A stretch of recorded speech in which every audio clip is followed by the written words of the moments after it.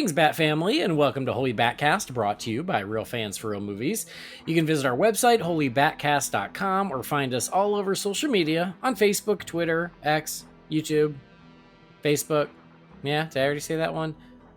Twitter, Instagram. That's the one I'm forgetting. Anyway, all those places. Holy BatCast, you'll find us.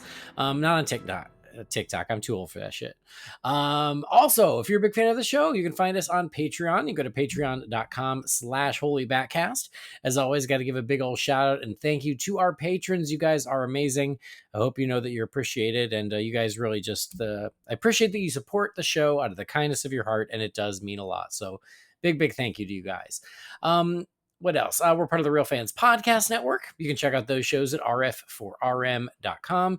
And as always, I'm your bat host, Andy DiGenova. You can find me on Twitter, X, Instagram, and Letterboxd. It's just my name, Andy DiGenova. I guess I'm on Threads too, but like the Threads launch was not very good, and so I haven't really gone back there. Anyway, they're a mess. Everything's a mess. Doesn't matter. You can find me if you want. If you don't, that's okay. It's fine. Just keep living your life. This episode's going to be something a little bit random, but hopefully kind of fun. We are going to talk about, celebrate 10 different Batman songs. And joining me to do that is the person who it was his idea. And I was like, finally, let's get around to it. It's Mr. Brendan Lowe. How's it going, Brendan?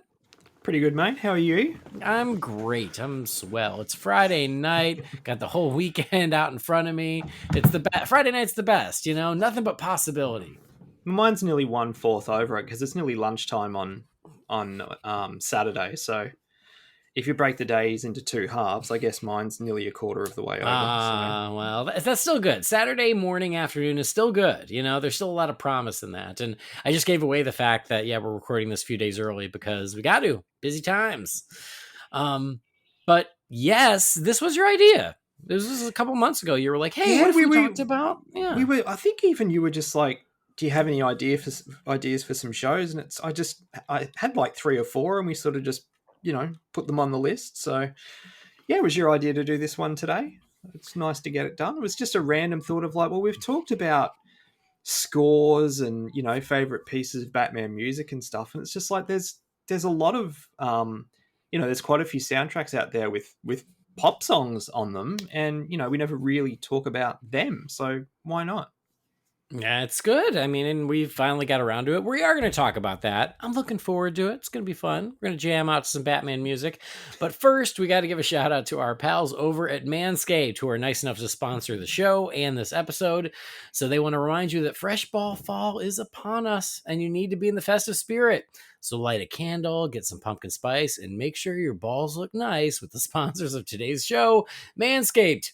Nature may clear the leaves of their trees, but you'll need Manscaped's help to get you ready for that sweater weather. Get your pants puppies prepared for cuffing season with a trim as refreshing as a fall breeze by going to manscaped.com and using that promo code BATSCAPED for 20% off and free shipping. Again, that's BATSCAPED. You get 20% off, you get free shipping. It's a terrific deal, and the Manscaped stuff is awesome. They got lots of great stuff for you. I can't recommend any higher the Lawnmower 4.0 trimmer. It is their bread and butter. It is their main trimmer, and it is going to take good care of you. It's the best trimmer on the market. They don't say that. I say that because I tried many over the years, and none have been better than the Lawnmower 4.0. They've also got the new Handyman face shaver. They've got the Weed Whacker nose and ear hair, body wash, deodorant, shampoo, conditioner, all kinds of stuff. If you need to up your grooming habits, Manscaped's got you covered. They've got anything you could possibly need. Sometimes you can go a la carte. You can get a little sampler platter with their performance package. But no matter what, you got the deodorant, the crop reviver ball toner, all kinds of stuff. Keep you looking good, smelling good, and I don't think you will be disappointed. So go to manscaped.com, do a little shopping. Again, get something that looks nice or get the performance package that gives you a little bit of everything that you can try out. But if you're going to do that, please use that promo code BATSCAPED to get your discount, get 20% off, save the money, also support Holy BatCast in the process, and free shipping. They ship it pretty quick. So I've been very happy with my Manscaped products. Jamie has told you the same. Brendan has told you the same. I use their cologne every day, and it's like a nice, mild, not overpowering, but fresh cologne. Like, their stuff is awesome. I think you'll be very happy. And so please go to manscaped.com. And just like I got to thank our Patreons or our patrons, patrons from Patreon, I also have to thank everyone out there who's already ordered from Manscaped and use our promo code. We really do appreciate it. It is something simple that you can do for yourself and also support the show at the same time. And it does mean the world to us. So go to manscaped.com, use that promo code BATSCAPED, get 20% off, get free shipping, and we thank you in advance. Yeah.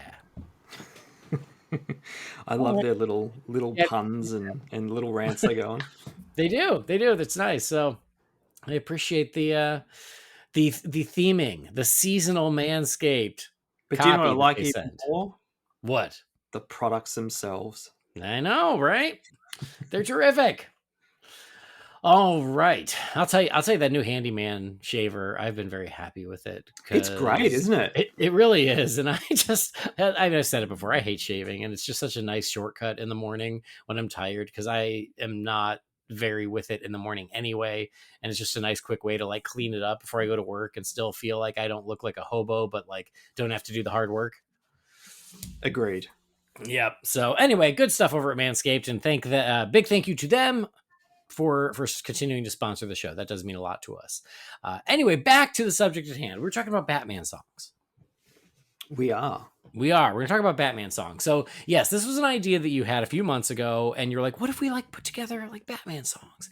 And I was like, well, I feel like it's just going to be so skewed towards the Burton Schumacher era, because post Burton Schumacher, there really haven't had soundtracks the way those movies did. So at the time, I kind of like put it off to the side. I'm like, well, yeah, like that's something we can kind of keep off to the side. But when you said it, I realized, I'm like, I think I need a Batman song playlist. Now, I already have multiple Batman playlists. I have a Batman playlist that's literally every Batman score, live action, animated or otherwise, in one playlist. Wow, how many hours is that? Oh my god, it's like 2 days long. It's something something insane. But I have that because that way I'll just like put it on shuffle while I'm reading comics. It's just nice background, and I have so much Batman music. Sometimes that's the only way that it can all get played. So here, I can tell you right now. Oh, here we go. So that playlist of nothing but Batman scores is 1,216 songs and 1.8 days long. Wow. Yeah. And then I realized, I'm like, well, I should just have like a best of. So then I have one that's just my favorite tracks that's a lot more manageable, that I can listen to in a short amount of time. And again, it's still very score heavy though. So that one's 36 songs and 2 hours and 45 minutes. So that's much more manageable. But when you made the suggestion of like, we should do Batman songs because of the soundtracks, I was like, I should make a Batman soundtrack playlist of the pop songs, the songs with lyrics, not just score. See, I have I just have a DC playlist, and I have all the scores and pop songs combined. Oh, wow. Okay. Well, I mean, that's a way to do it. For me, it's a very different mood when I want to listen to scores versus songs. Gotcha. And so I keep them separate. But I have multiple DC playlists too. Anyway. So you inspired me to make my Batman song playlist, and it's called Batman Jams. And it's not super long. It's pretty succinct, but it was super fun, and I've enjoyed listening to it over the past few months. And I think that's what got me really on board of like, yeah, let's do an episode. And we'll start with 10. We'll each pick 5 of our favorite tracks that we would recommend all our friends out there to put on their Batman Jams playlist. Mm-hmm. And it's a good start. It's a good start of 10. And some of y'all out there, you might already have one. And so you're like, this is old news, but it's still fun to talk about. But if not, hopefully this will inspire you to create your own Batman Jams playlist. And if we just start with 10, that also leaves us a place to go. We can always do a follow-up later. Very true. So all that is to say, we each picked 5, but we did not share which 5 we picked. So there might be some crossover. So it might not be 10 songs. It might be... Well, here's the thing. I picked 10. Oh, okay. So you can pivot. Yes. So if at any point you bring up the one of my top 5, that one goes away and I just go to the next choice down.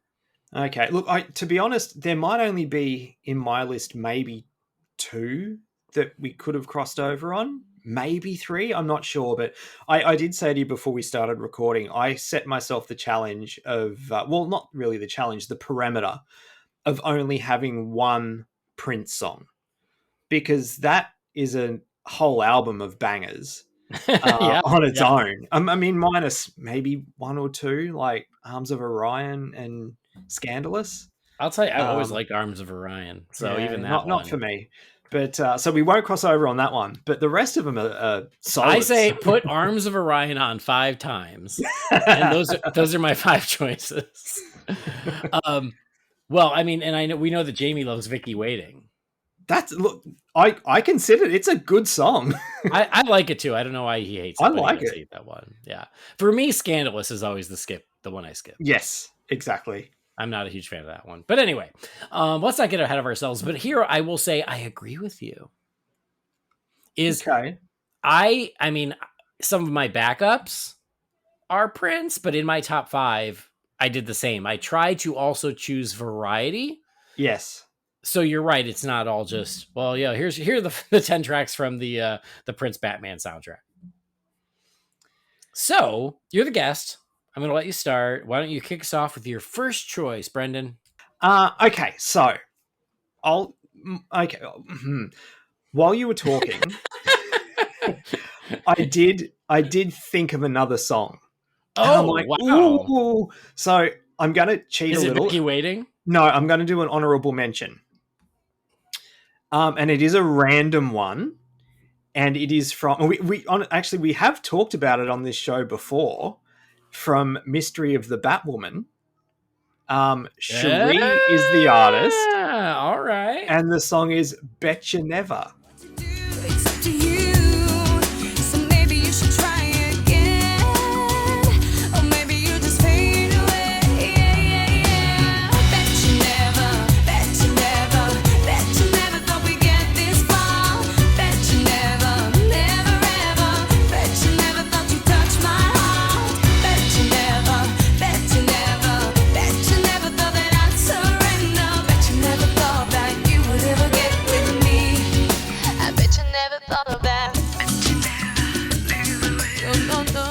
So I won't go into it too much because it is just an honorable mention, but it's very much of that early mid 2000s kind of like a bit Shakira-ish, but just a good fun pop song. Nothing to do with Batman, but it's just random that in this made for then video DVD animated Batman movie they had like a single essentially in the movie, which was quite weird. So, but I've always liked it from the first time I saw that movie. So yeah, check it out. I know it's on Spotify and So it's on YouTube. You're saying that that's not even one of your choices? You're already breaking the rules. Honorable mention because I just started. thought of it while we were talking. I'm like, I can't change my list, but I wanted to mention it. Okay, BT Dubs, that is on my Batman Jams playlist. Oh yeah, it's on mine too.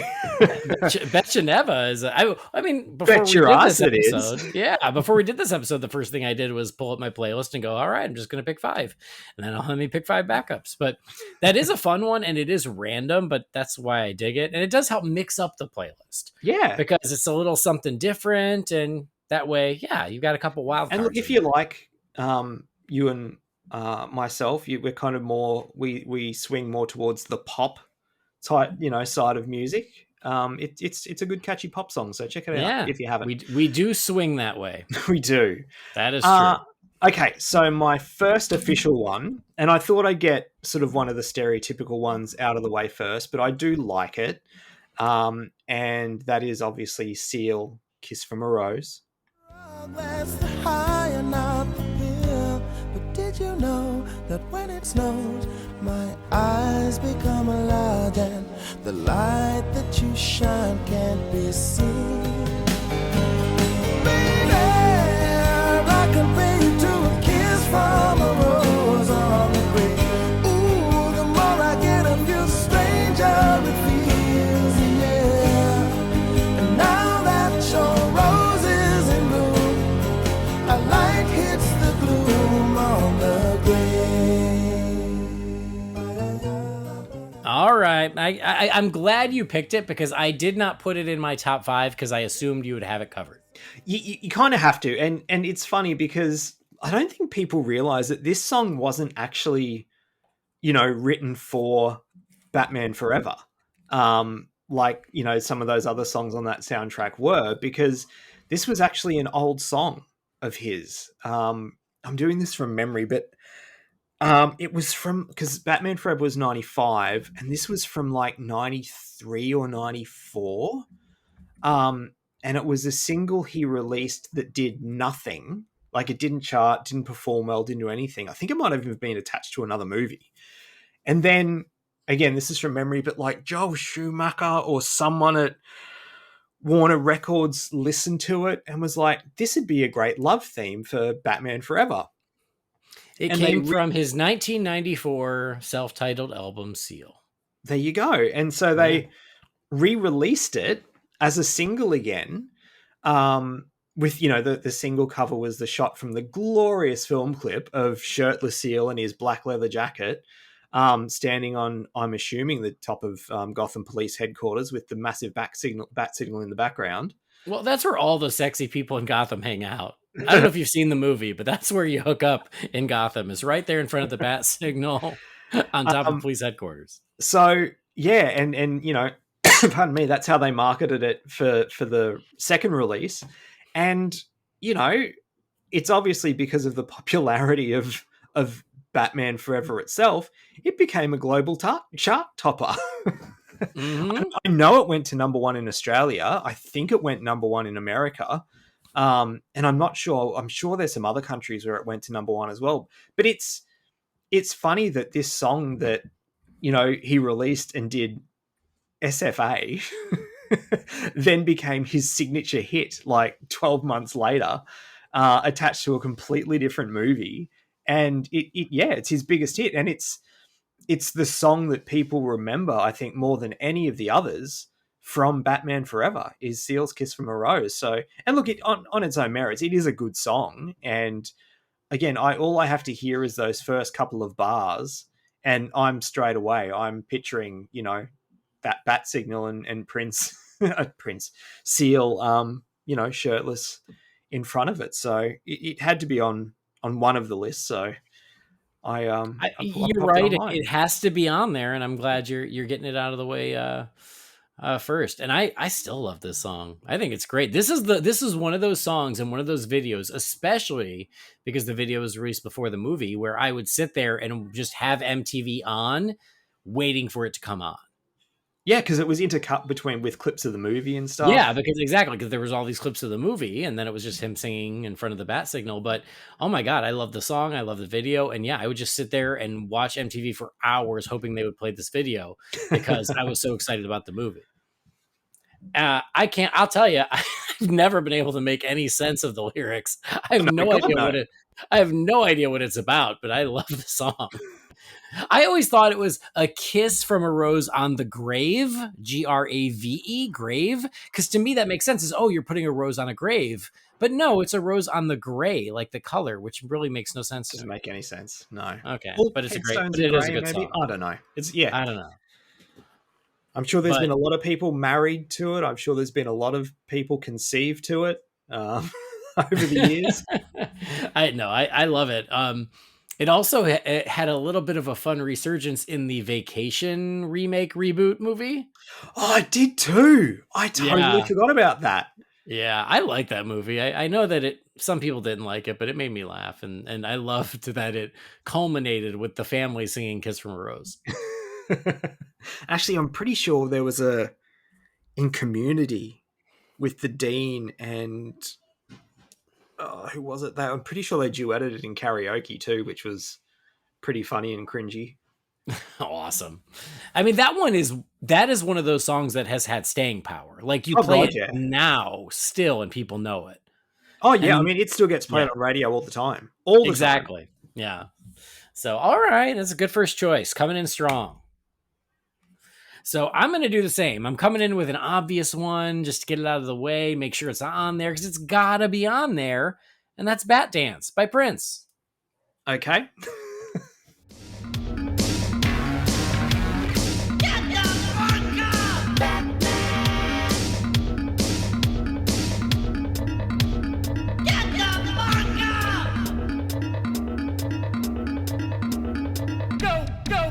with a smile.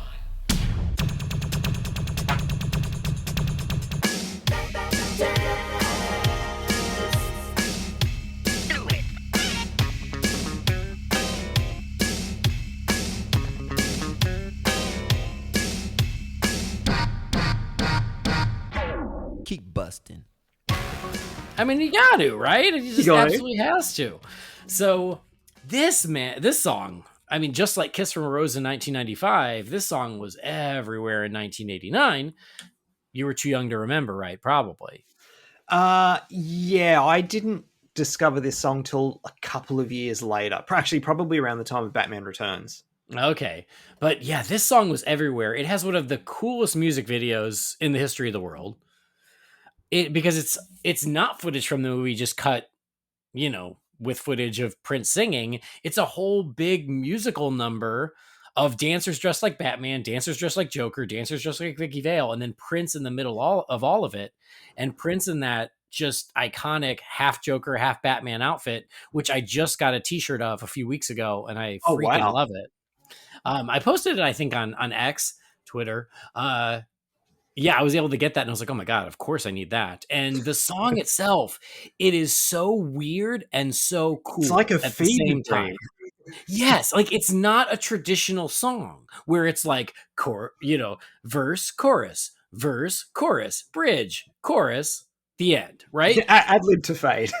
Yeah, it is so unique, but it's so cool, and I love that Prince was like, "Okay, I'm gonna have this big Batman song." Instead of just writing a regular song, he did this thing where it's a song and he is singing and he's playing instruments, but he's cutting in clips from the movie, and then the movie clips get remixed, and it's almost like a journey, right? Like there's a story almost being told through the audio clips from the movie plus the music, and then plus Prince chiming in here and there. And I also love that he took little refrains from the other songs from the soundtrack Mm-hmm. and wove them into Bat Dance. So Bat Dance is like this whole experience. It's not just a song. And if you listen to the album from beginning to end, the album is a journey.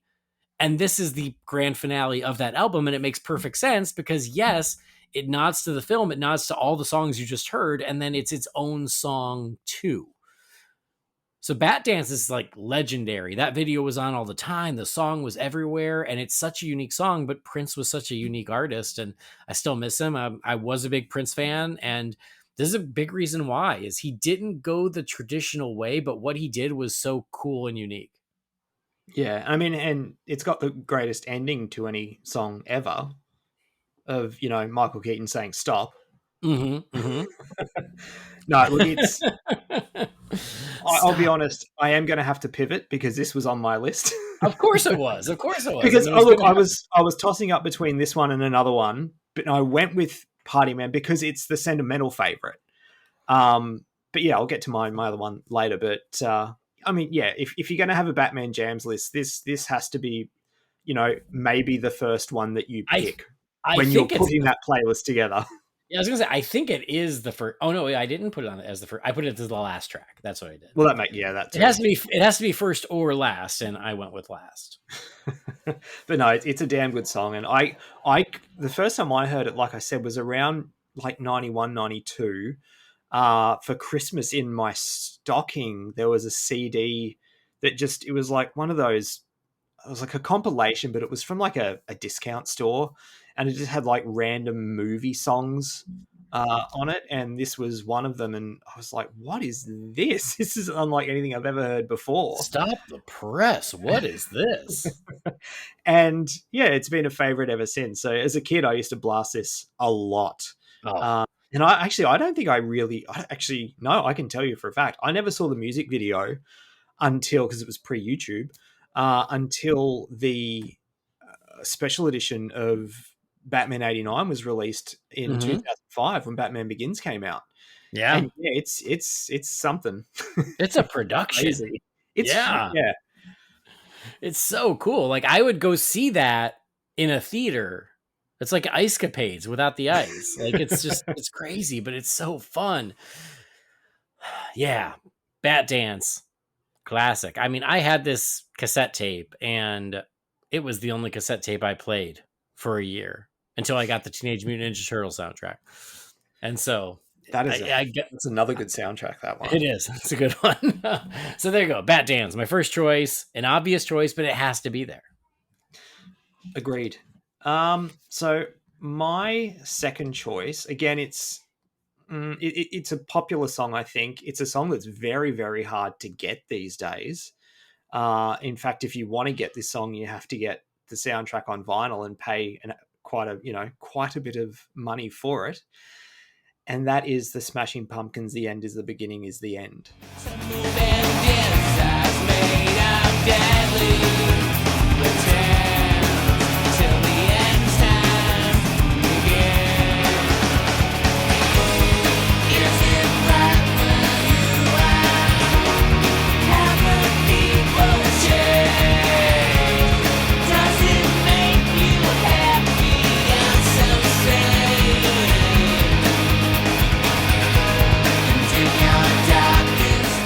So this song, to the best of my knowledge, isn't streaming. I mean, you can get it on YouTube, obviously. You can play it through there, but I don't believe you can buy it as just a track on iTunes. You actually might be able to buy it as a track on iTunes. I'm not sure. You can buy the album on iTunes. Okay, because the only way... Go ahead. The reason I know that is because I had never owned the Batman and Robin soundtrack. Okay. Never. Until I was making this playlist and I was like, I should really just own it for posterity. But like, I've always loved the Batman Forever soundtrack, but the Batman and Robin one, there wasn't much on there that appealed to me. So I just never bothered buying it. And then I was like, well, it was just like the movie. It was a lesser version of what came prior.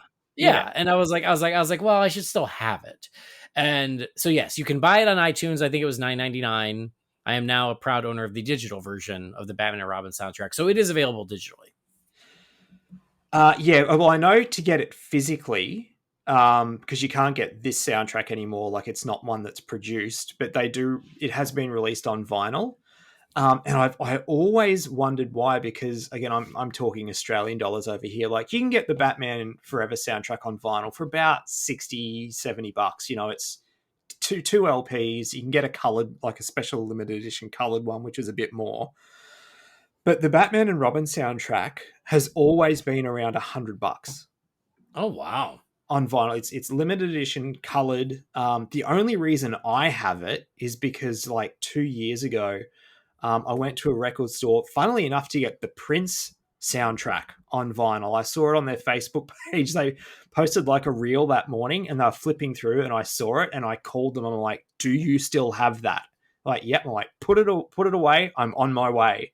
And I went to get that and they had a sale on their soundtracks and I picked up the Batman and Robin soundtrack for $45. They had it 50% off. It's the only reason I have it, because I'm not paying $100 for it. But yeah, like, this song itself is it. Look, I'm not a Smashing Pumpkins fan. The only reason this song was ever on my radar is because it was, tied to a Batman movie. Now, here's the question though. You said the beginning is the end is the beginning. Did you mean the end is the beginning is the end? I meant the end is the beginning is the end. When I thought you did. Yeah. It's the better. When I brought it up online, it's defaulted to the beginning is the end is the beginning. So sorry, it was on my mind. So no, I mean, it's okay. It's okay. I mean, the end is the beginning is the end. That one's the better one in my opinion. Oh, absolutely. Yeah. So I had this on CD single in June of 1997. This is another one that had do you remember the music video for this song? Kind of. I remember like the CG Batman mask that rotated towards the screen. Yeah, so it was the cowl, and then the band were performing inside the cowl, like floating through the air, and then like projected on the background, behind them. So the inside of the cowl were shots from the movie, which is a really cool video. But like, it's just one of those songs, like, to me, when I hear it, it transports me like to a very specific moment in time, that June of 1997. I used to hear it a lot at Movie World as well, because for years after 1997, they had like a Batman show that would happen every day around midday on Main Street. And it used you know, Batman, Robin, Batgirl, Mr. Freeze, Poison Ivy, and Catwoman was in it for some random reason. They tied Catwoman to it as well. And at the Why end, not? Might as well. They had at the the end of costume. the show, like every time it finished, they would play this song. And so it would like be blaring through movie world. So every time I hear it, it does, you know, it takes me back to those moments and it makes me feel happy. And I mean, look, it's a cool alt rock song on its own merits, but I wanted to mention it because it is one of those things. Like I know it's kind of become it's become like a collectible track because it's not on any of their compilations. You can't get the soundtrack anymore. You can't stream it. It's if you want it, like pardon me, I didn't realize it was on iTunes because I haven't used iTunes for years.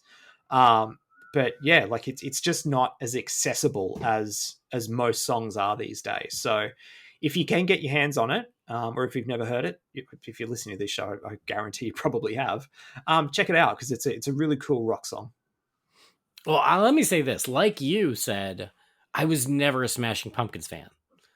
Never my thing. Just they never did anything for me. And so when I heard they were doing songs for Batman and Robin, I just shrugged. Wasn't interested. And much like the movie Batman and Robin, this is a song that has just slowly worn me down over 25 plus years. Whereas now I kind of like it because I just would always hear it on the occasion I would watch Batman and Robin. I would hear it over the end credits. And so I now have sort of a affection for it, even if it's not my favorite song, where I kind of like it now because I've just heard it enough times over the last 25 years that yeah, it's on the playlist and I enjoy it now. It's random, like for such a, you know, an alternative band and, you know, such a rocky track and stuff to be on this like cheesy AF Yeah, you know, yeah. Batman movie. But hey, I mean, look, you know, a lot of these bands, I'm assuming, like the movie and the sponsors and stuff they got, you know, for the movie itself, like they would have seen the success that the Batman Forever soundtrack was, and artists were probably, you know, clamoring to be involved with the next one. So you can't really blame them. As much as artists as I'm sure they are, everybody likes money. True. So why not? Why not do the Batman soundtrack? All right. Well, I'm going, I guess I'm going somewhat chronological, and I am going to recommend the only real pop song from Batman Returns, and that is Face to Face by Susie and the Banshees. One more kiss before we die, face to face, and dream of flying. Who are you? Who am I? Wind and winds, two angels falling to die like this. With the last kiss, it's false and split. And I love Face to I knew Face. you'd have this. I knew you'd have this on your list. It's such a great song. The only problem with this song is there's only one of them. Yes. It's such a great track, and it's so perfectly suited to that movie. And it's so Suited to Tim that Burton. moment in the movie. And it's so Tim Burton, where much like much of Batman Returns, he was sort of given the keys to the kingdom, and he's like, I get to pick whoever I want. Last time they made me use Prince, and it was fine, but I'm picking Susie and the Banshees because she's weird and she's crazy like me. And it was perfect. And the song is so damn cool. It's weird, it's sexy, it's creepy, it's great. I've loved that song forever. For many, many years, it was on my Halloween playlist because I it's was nearly going to say it would work for this time of year too, for like a spooky playlist. absolutely. So it could totally fit on your Halloween playlist and it works. I have since removed it because my Halloween playlist is completely out of control.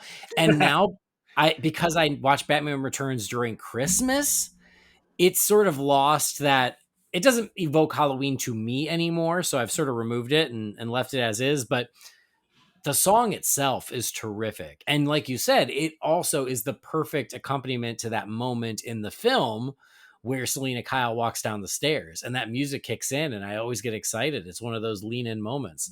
So yeah, this song is so cool. I've enjoyed it ever since 1992, and it has made its way to many playlists over the years. It's a perfect anthem for Batman Returns, and kind of encapsulates that whole movie in this song. No, look, I agree. I mean, look, it's no Bat Dance. You got to say Well, that, but no, what can you're be? right. It's very. All I can say is it's very much that movie. It's Yes, so yeah. perfectly suited to that movie, and like I said, that moment in that movie, it's perfect. Well, and I remember back when Batman Returns was coming out, there was an interview with Susie of Susie and the Banshees. Must have been on MTV, something like that. And they talked to her about doing a song for Batman. And she said, well, when Tim Burton called me and he told me that Catwoman was in this movie, I couldn't say no. It's Catwoman. And she's even dressed kind of like Catwoman. It's more of a Catwoman bounding than full Catwoman cosplay. But in the music video, she's wearing full She leather purrs outfit. in the song. Oh, totally. And so it is almost as if Catwoman is singing the song. Uh-huh. So yeah, I love this one. Agreed. Look, my next choice. I'm going a deep cut here, Andy. I'm going an album track. I'm not going a single. That's okay. Now, there was a toss up for this one and another song. I'm going back to the Batman Forever soundtrack. Natch. Given that I'm such a massive INXS fan, the fact that I didn't choose the Passenger by Michael Hutchence, okay. says how much I genuinely enjoy this song. Ooh. And this is another one I don't think that you can get on streaming, because if you could, it would be on my playlist. And that is Crossing the River by the Devlins. Ooh. And I'm standing here at the water's edge,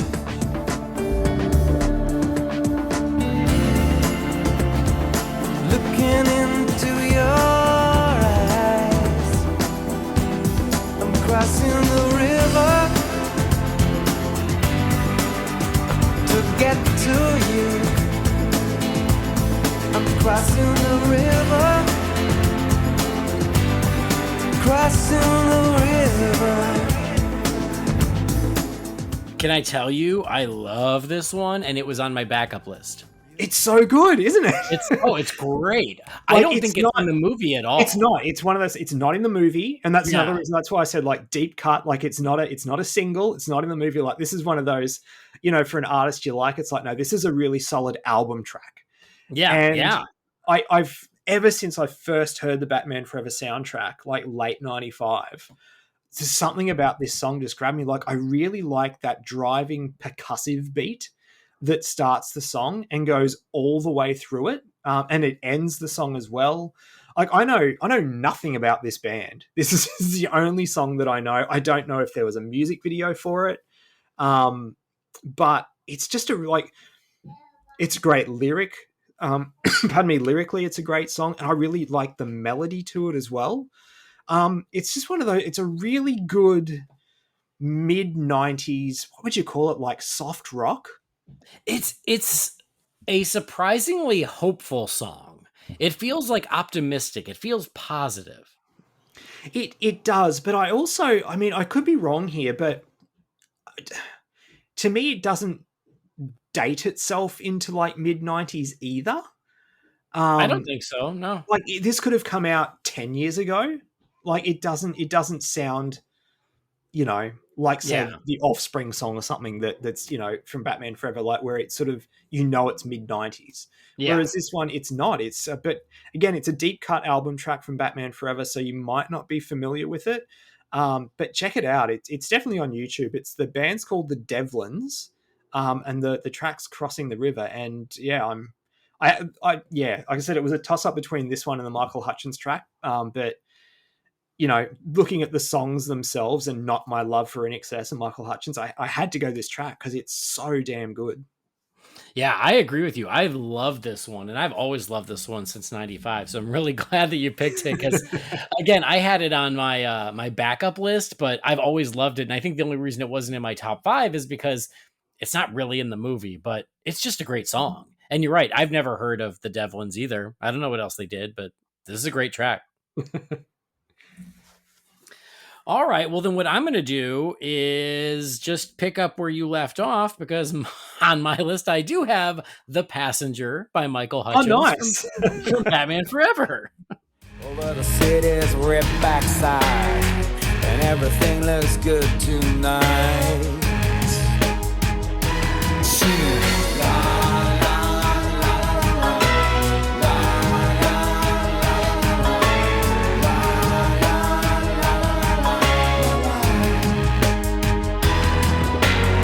Get into the car, we'll be the passengers. We'll ride through the city at night. This is another great song.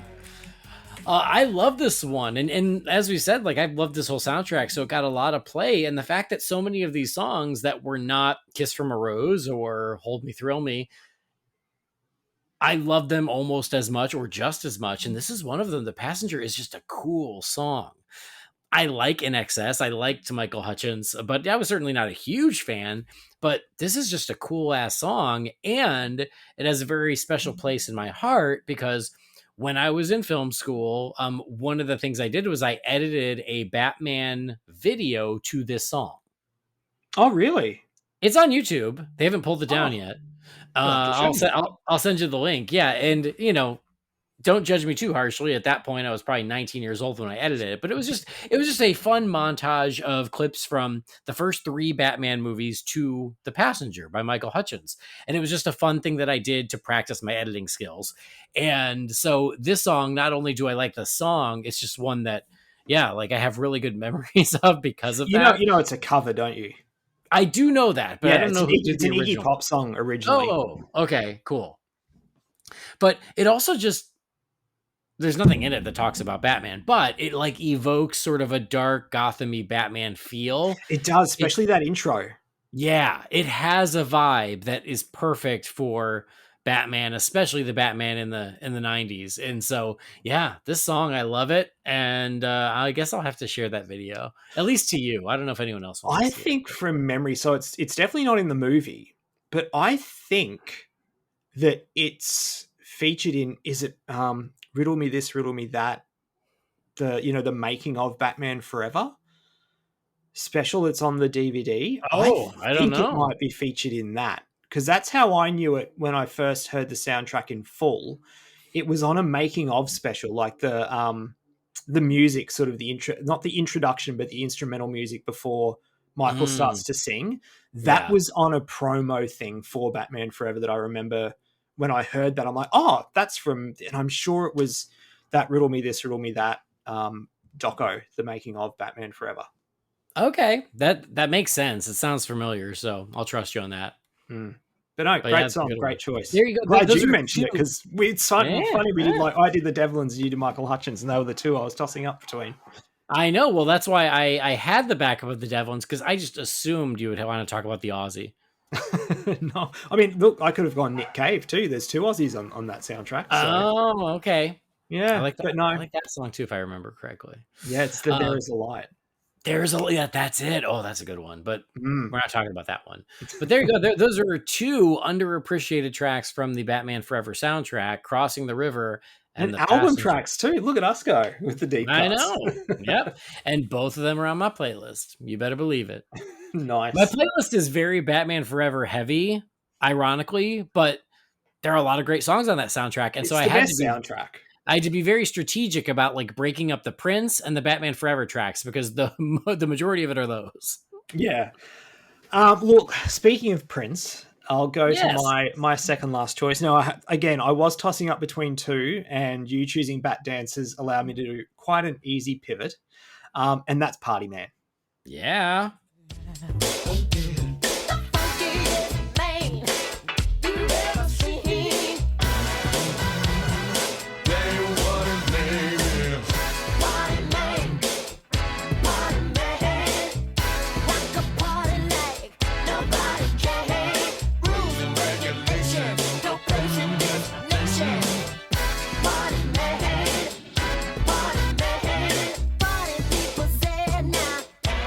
So Also on my backup list in case you picked Bat Dance. I mean, this is one of those songs where, and like, there's a few songs out there for movies like it, but maybe this one more than any of them. The second you hear this song start, I can see the movie. Not only can I see the movie, I can hear the dialogue. And I know exactly where the dialogue is. I know that, you know, beat for beat, up until the song gets stopped in the movie, Yeah. you know, where we're at. Like, and even in my mind, I can hear, when it's that part in the song, I can hear him pressing stop on the cassette player and you know, the classical soft music coming in underneath. Like, it just transports you to that iconic moment in Batman 89 where Joker and his goons are destroying the museum, and just, you know, Jack Nicholson hamming it up and having the time of his life. And, you know, and the part of the song too, I think that stands out the most is the whole, like, I kind of like this one, Bob. Leave it. Like, you're saying the lines in your head as the song's playing. And a little fun fact too, I have the single for this on vinyl. Ooh, because that's it was released for, like, it was re-released a couple of years ago. This is before I was collecting for some, like, record store. It might have even been Record Store Day. They released it as a 45 single. Pardon me. And I was randomly just Googling record stores in Brisbane a couple of years ago, and I was just seeing what Batman stuff they had, because I was actually trying to find the Batman 89 soundtrack on vinyl. And there was this one little record store. I went on their website, typed in Batman, and it came up with this single for Party Man. I was like, what the hell? And you could tell it was new. Like, it wasn't an old original. It was a new release. Yeah. And it wasn't too expensive. And I was just like, I have to go to this store and see if they've got it. And they did. And I picked it up. It was like $25. And I mean, it's a great song. There's B-sides on the vinyl as well. I think there's, like, I have to double check, but I think there's like an extended mix of it, or like an instrumental or something. Oh, interesting. There's a couple of different versions of the song on there, but yeah, I mean, when it comes to Batman 89 soundtrack, we said at the start, like, virtually all of them are bangers except for maybe one or two. But I think Party Man and Bat Dance are probably the most noticeable, followed, I'd say, probably by Trust. Yeah. But yeah, Party Man's, it's a banger, and it needs to be on any Batman playlist. Well, it is. It's a great song, and also, to your point, it is one that 100% evokes the film. Oh God, yes. And so, like, Crossing the River and The Passenger, they're great songs, and they might take you back to 1995, or they might remind you of when you listen to the soundtrack, but it's not like you start seeing the movie in your head. No. But maybe with Face to Face, like we said about that moment, but Party Man is the centerpiece of that sequence. And so you're right, like, that is a song that immediately your brain does nothing but conjure up images of Jack Nicholson's Joker, and then eventually Michael Keaton's Batman and Kim Basinger's Vicky Vale. But it's just so tied into that scene and that movie that just hearing it is going to take you right into the film. So it's a true Batman song. Absolutely. So yeah, excellent choice. I'm glad you picked it. See, we're covering all the bases. It's good. You're second last. Yeah. All right, my next one is going to be a bit of a you haven't chosen my last one, because I don't have a backup. Okay, well, I don't think it will, because my last two are random. And this one is a bit of a hot take. And that is I Never Even Told You by Tia Carrere from Batman Mask of the Phantasm. And doesn't it seem strange how everything changed, still feel the same? I never even told you. I thought you knew. I never even said a word. How I feel about you. I never even told you.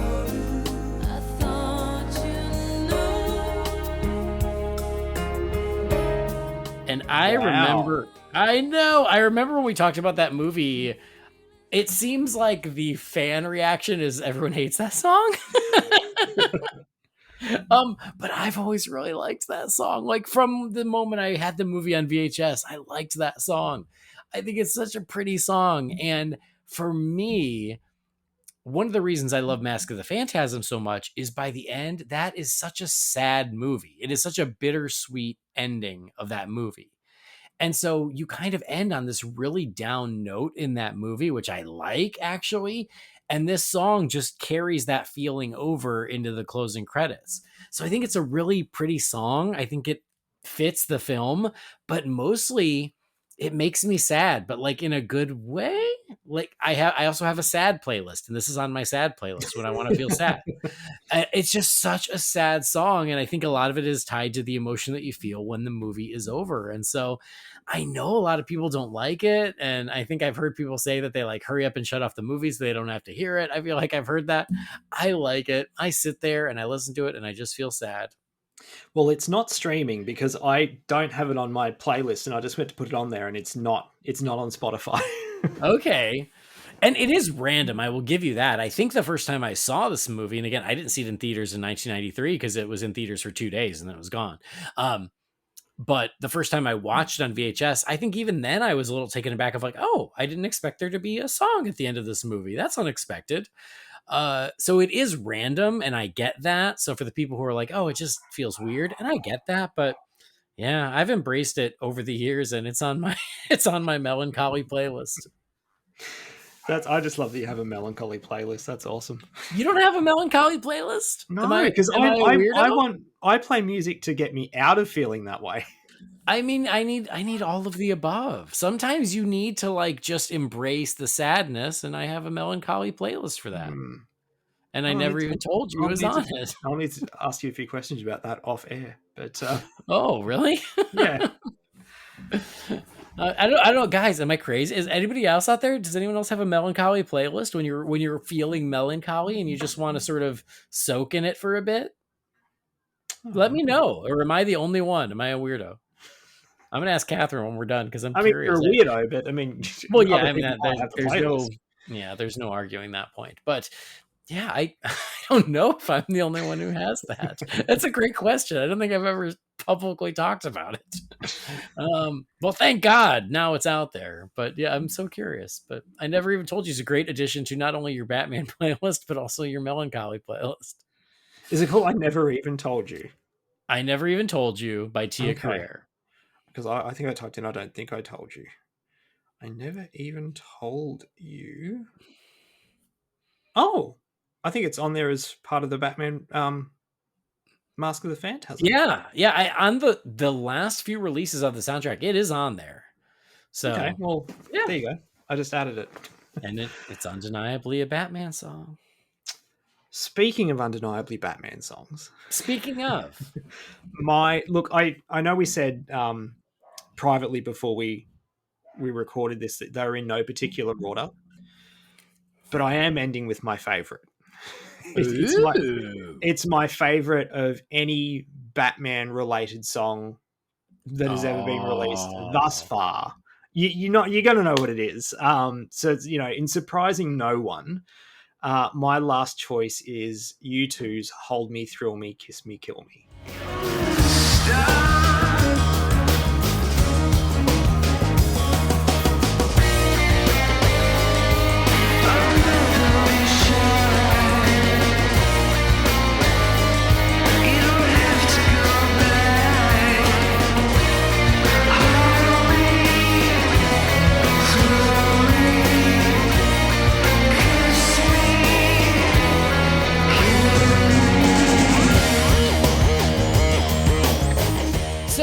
So you're like, I'm only doing one Prince song, but I'm gonna do three Batman Forever songs.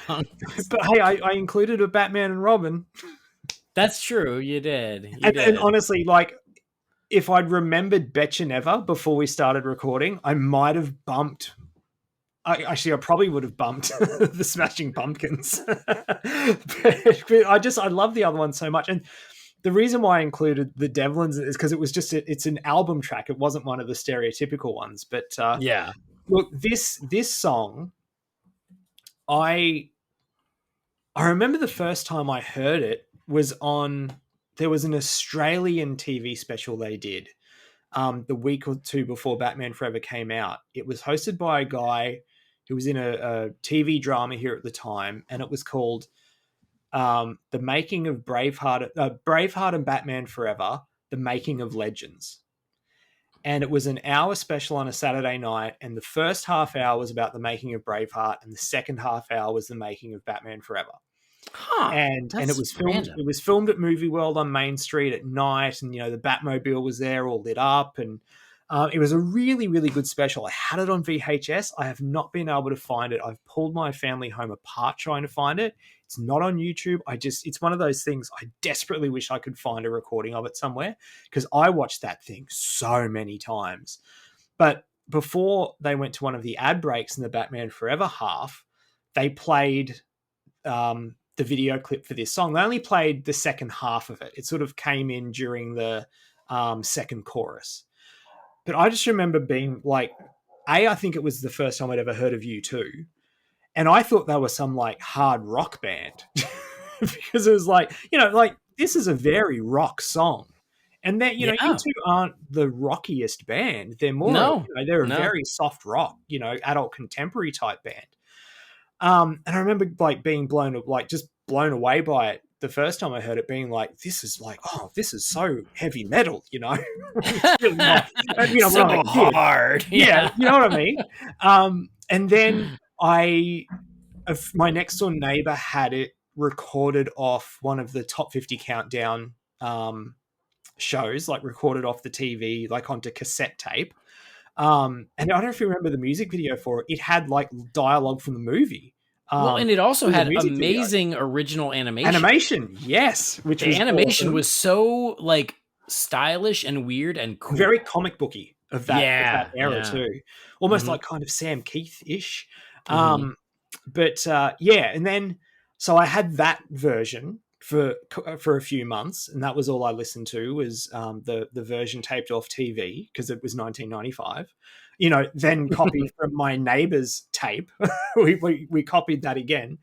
And this is the first ever single that I ever owned. Wow. So a couple of months after the movie came out, we were on September school holidays, which we have over here. We were at the Sunshine Coast walking through the music section of a department store, and I just saw this little cardboard cassette case, and it just had the full shot of Val Kilmer, the promo shot with him with the cape around him that's used in the poster. Oh yeah, I remember that. Yeah, and I'm like, what is that? And I walked over, and it just said U2, Hold Me, Thrill Me, Kiss Me, Kill Me. I looked at the back; it had that was obviously the single, and the B-side was the Elliot Goldenthal Batman Overture.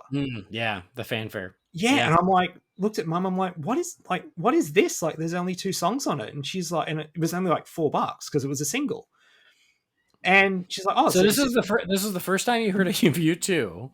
Yep, it's the first time you heard of a single.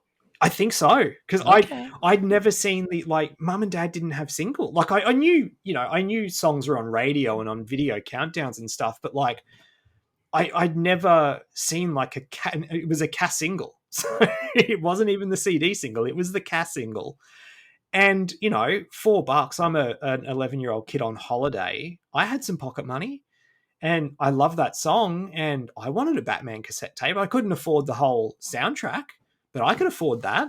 So I bought the single for Hold Me, Thrill Me, Kiss Me, Kill Me. And I've loved this song ever since 95. Like to this day, it's on my Batman playlist. It's on my movie playlist. It's on my 90s playlist. That guitar riff that runs through this song is so freaking cool. And the thing I love about it too is U2 have really, they've never forgotten about this song. It was on their best of, the 1990 to 2000. They still perform this song live. That's awesome. In their sets. This is still, and it's usually one of the encore songs. you know, because I don't know what it did in America, but this went to number one here in Australia. It was a big hit.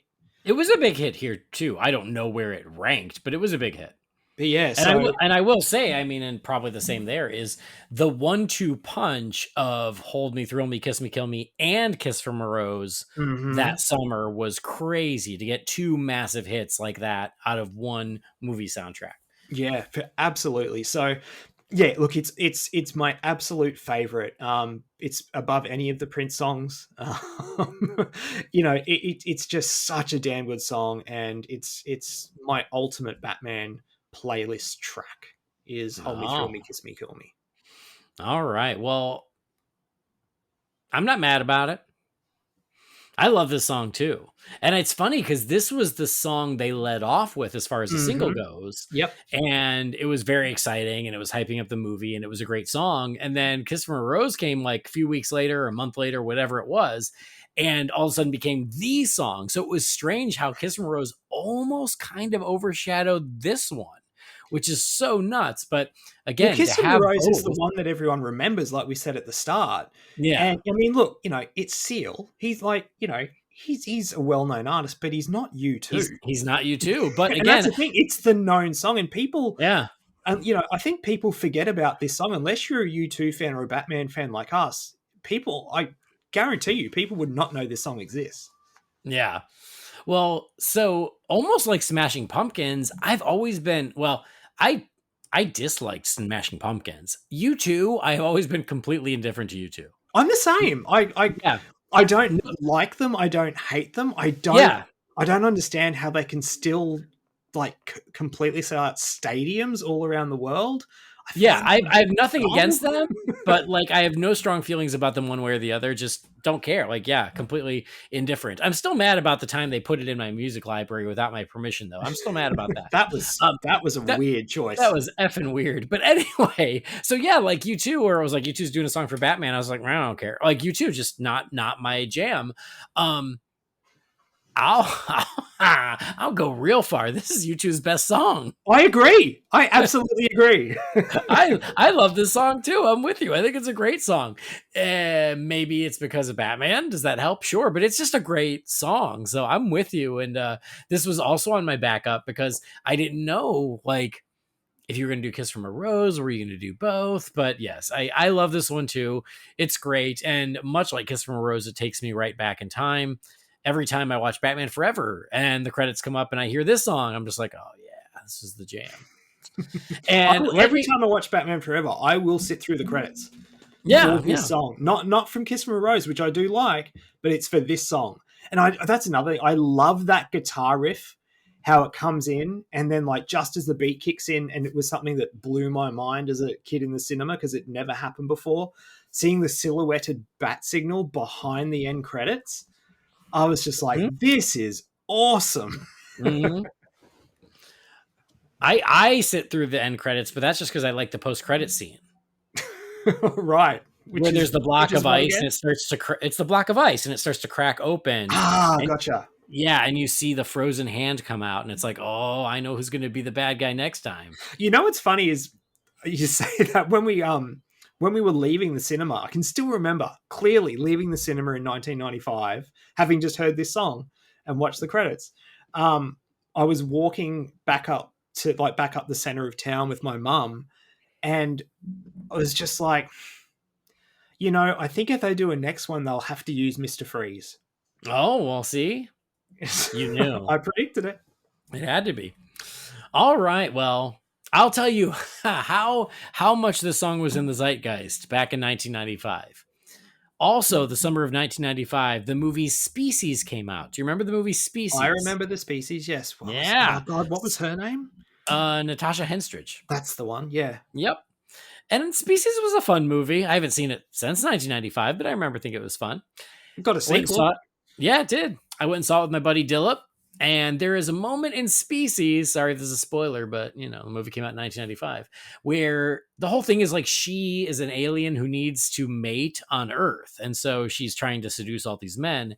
And there's a moment where she kisses a man and her tongue like busts through the back of his head and kills him. And when that happened, there were two nerds sitting behind us who went, huh, talk about hold me, thrill me, kiss me, kill me. Am I right? I mean, they weren't wrong. No, that was correct. But yeah, I'll never forget it. Well, my final one, I did not save my favorite for last. In fact, my last one is probably the most random, and I don't think I have a ton to say about it, especially compared to how much you just talked about hold me, thrill me, kiss me, kill me. But it's on here, it is random, and I think I've got it is because I don't think most people would put it on their playlist, and I'm trying to broaden the horizons and to diversify the playlist. Okay. So my final choice is Bombers Over Ibiza by Junkie XL from The Dark Knight Rises.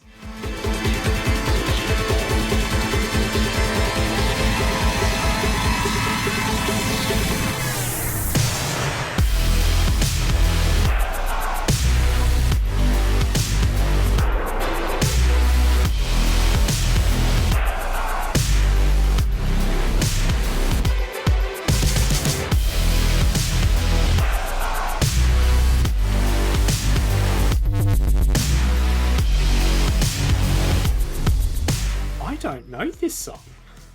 So, I mean, I started by saying, oh, songs with lyrics. This one doesn't have lyrics. This is one of the remixes. Okay. But it plays like a pop song. It just doesn't have lyrics. And it was one of the Junkie XL remixes that was on the score to The Dark Knight Rises. And it's really cool. And it's really dramatic. And it's really fun.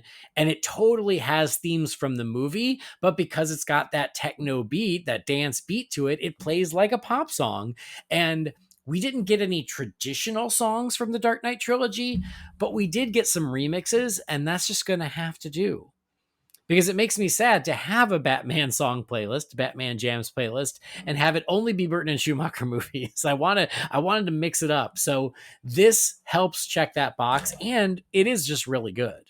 And I think that it was this collaboration of Junkie XL and Hans Zimmer on The Dark Knight Rises that, led to them working together in the DCEU, Batman v Superman, etc. So I think I don't know if this was the start of their relationship, but it was certainly one of those collaborations that led to even more.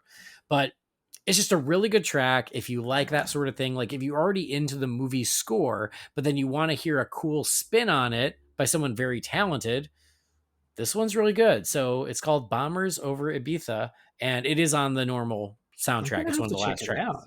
Yeah. I mean, I have that soundtrack, but look, I haven't listened to it for a long time. I actually have that soundtrack on vinyl as well, but I don't think, because it was on the deluxe edition. Oh, is that it? Yeah, so that's why because I only had the standard, so that's why I haven't heard it. But I'd have to check it out. That makes sense, but you know me, I need the deluxe edition. Of course you do. Of course I do. So yeah, the Junkie XL remix of Bombers Over Ibiza. And now I know how to say Ibiza thanks to Christian Bale correcting Selena Kyle when she says Ibiza.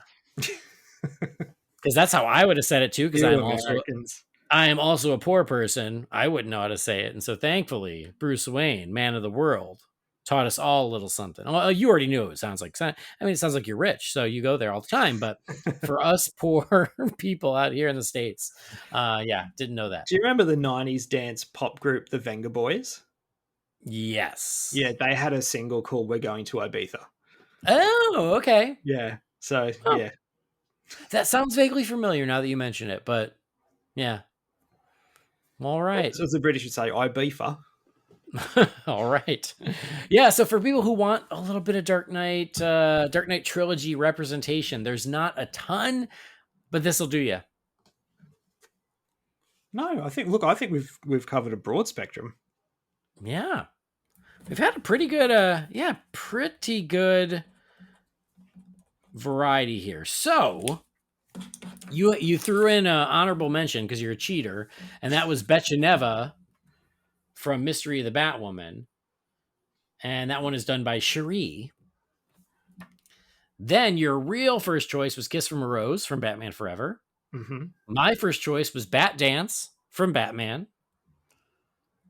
Then your next choice was The End is the Beginning is the End by the Smashing Pumpkins from Batman and Robin. My next choice was Face to Face by Susie and the Banshees from Batman Returns. Then you recommended Crossing the River by the Devlins, also Batman Forever. I just kept going with Batman Forever and The Passenger by Michael Hutchence. Then we had Party Man by Prince from Batman. I went with my melancholy anthem, I Never Even Told You, from Mask of the Phantasm. And then you recommended U2's Hold Me, Thrill Me, Kiss Me, Kill Me from Batman Forever. And then I wrapped it up with the random Junkie XL remix of Bombers Over Ibiza from The Dark Knight Rises. So you're right. That's a pretty good start to people's playlists at home. Pretty good start. Give you 10 to get going. 10. Well, it's 11. True. Now. Yeah, it's 11. So there you go. 10 plus a bonus one tracks to get your Batman Jams playlist. 10 and a B-side. Yep, there you have it. And it's fun. Like I've really enjoyed listening to this playlist since I put it together. It's a lot of fun. And I think they're just enough that we could probably do it again. I reckon we could squeeze another episode out of it. Because I want to tell you how good Arms of Orion is. All right, well, there you have it. 10 fun Batman songs for your Batman playlist, and I'd love to hear some of your recommendations out there, especially like if there's some random ones that we're not thinking of. I would love to broaden my playlist too. So if you have ones that aren't part of Batman Forever soundtrack, because yes, I know all those, or Batman and Robin, I know those, but if you've got some random ones that I'm not thinking of, I would love to hear some recommendations. So yeah, send those to the Wayne Manor mailbox, and I would love to hear it. But we're going to move forward. We are also going to talk about the animated Batman. So it is time to talk about the next episode of The Batman.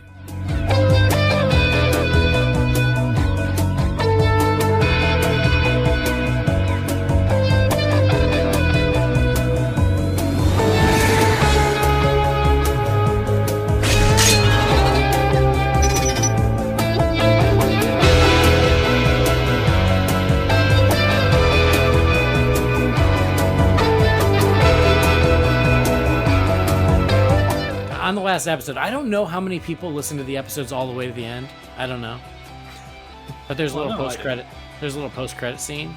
So I had sworn that me and Jamie said we were gonna do the next episode, and he's like, I'm looking through the messages, and we never talked about it. And I was like, okay, my bad. So my bad. I'm doing a public apology right now that I assumed we were doing the next episode last time, and I didn't mean to throw Jamie under the bus. I just thought it, and I forgot to tell him, and so be it. I had to do a double take because at the start of the episode, when you're running through what you're going to cover, you actually say, and we're talking about the next episode of The Batman.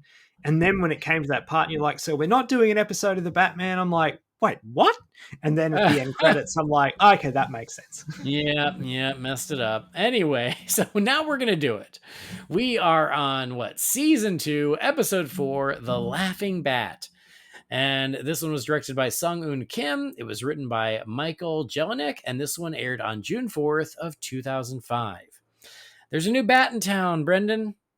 And this new bat, his outfit isn't as slick and as cool as the Batman we know and love. Looks more like the outfit I had as a 5-year-old. Yeah, this looks like you in your Batman costume. And it turns out the Joker, he is changing careers. He's given up crime, and he's going to become a crime fighter, and he's doing it as Batman. But he's stopping people whose crimes are barely crime. So he is beating the crap out of jaywalkers. He's poisoning old ladies who keep their turn signal on. That one made me laugh. Yeah. He poisoned the mayor's wife because she had 11 items in the 10-item checkout lane. That was another good one. It's pretty funny. So yes, he these victimless crimes. Oh, what about the little kids who are like drawing with chalk on the sidewalk? Graffiti. And he's like, graffiti. And he goes after the turn them. signal one. I love it how it's like you're like 82-year-old grandmother of 10. They really bring home the point that she's like the least, likely person to commit a crime. Right. So yeah, the Joker is out there giving horrible punishments for victimless crimes, and so Batman is out to stop him. I did mention the mayor. We got the mayor here with a voice that was so nice to hear, Brendan. Yeah. So we have very special guest Adam West as the mayor. Mayor West. Mayor West. I There think you I go. think maybe oh no, he was at Mayor West in Family Guy from the start, wasn't he? I'm pretty sure. I don't know. I don't watch Family Guy. I have Okay. no idea. Yeah. But yeah, so he is the mayor here, and it was just nice to hear his voice. So Batman has to stop the Joker from impersonating him. So he steps in while the Joker is on patrol, and they fight, and they both agree that there's only room for one Batman in Gotham. But the Joker gets the best of Batman and gets him and poisons him with Joker venom. He's got a little snake coming out of a can, but it injects you with Joker venom. And so then Batman starts this decline where the Joker venom keeps taking more and more control, where he can't stop laughing. And he realizes that if he keeps going, he's going to die, which I thought was very dark for this, where he's like, I have an hour left to live. It's like, oh, damn. Okay.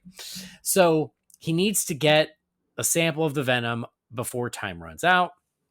And it just so happens Penguin is breaking into a museum and he knows that the Joker will be there to stop him. And so as the Penguin is breaking in, Joker Batman and Batman step in.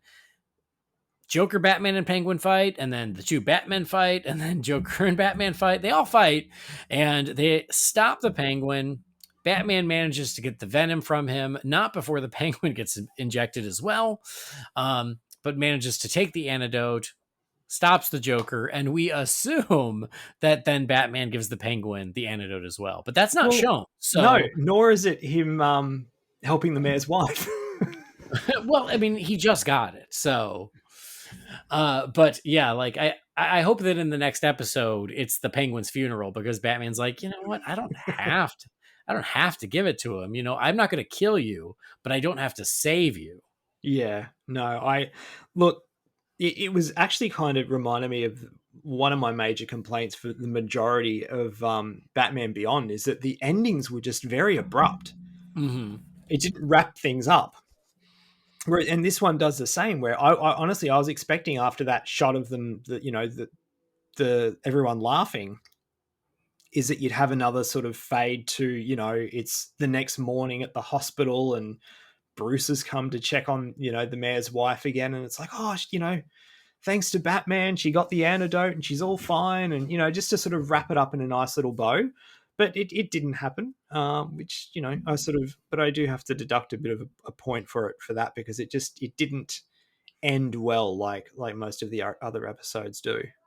Well, this one, I feel like they cover so much ground before that. A lot happens before that. It I think does. they were just out of time. I know it's a timing thing, but it's kind of like, Yeah. I don't know, like you could have maybe cut like 10 seconds here and there and had like an extra 20, 30 seconds to play with to just have that little wrap up scene in there. But yeah, just, that he's worked out the antidote, so you assume he's going to help all those people, but you just don't see it. So Yeah, absolutely. So overall, what'd you think? it's a good one. It's a fun one, I think, is the best word to describe it. It's, it's not too dark. Hang on. Hi, Henry. Just coming in to say goodnight before he sleeps. Hey, darling. Love you. Have a good rest. Little cameo. Hi, Henry. Thanks for making me edit. Keep him in, or at least put him in the end. He can be the end credit. It's a really fun episode. I was talking about the things that Joker were, pinging people for their crimes, quote unquote, but that was genuinely funny. Like I was literally laughing at it, like, the turn signal and the 11 items in the 10 items and less. And he's like, she had it coming. It was really funny.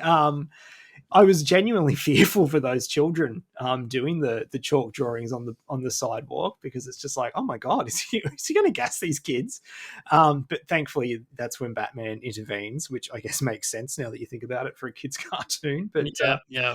No, look, it was a really good, fun episode. I had a good time watching it. I actually watched it with Henry this morning while we were having breakfast.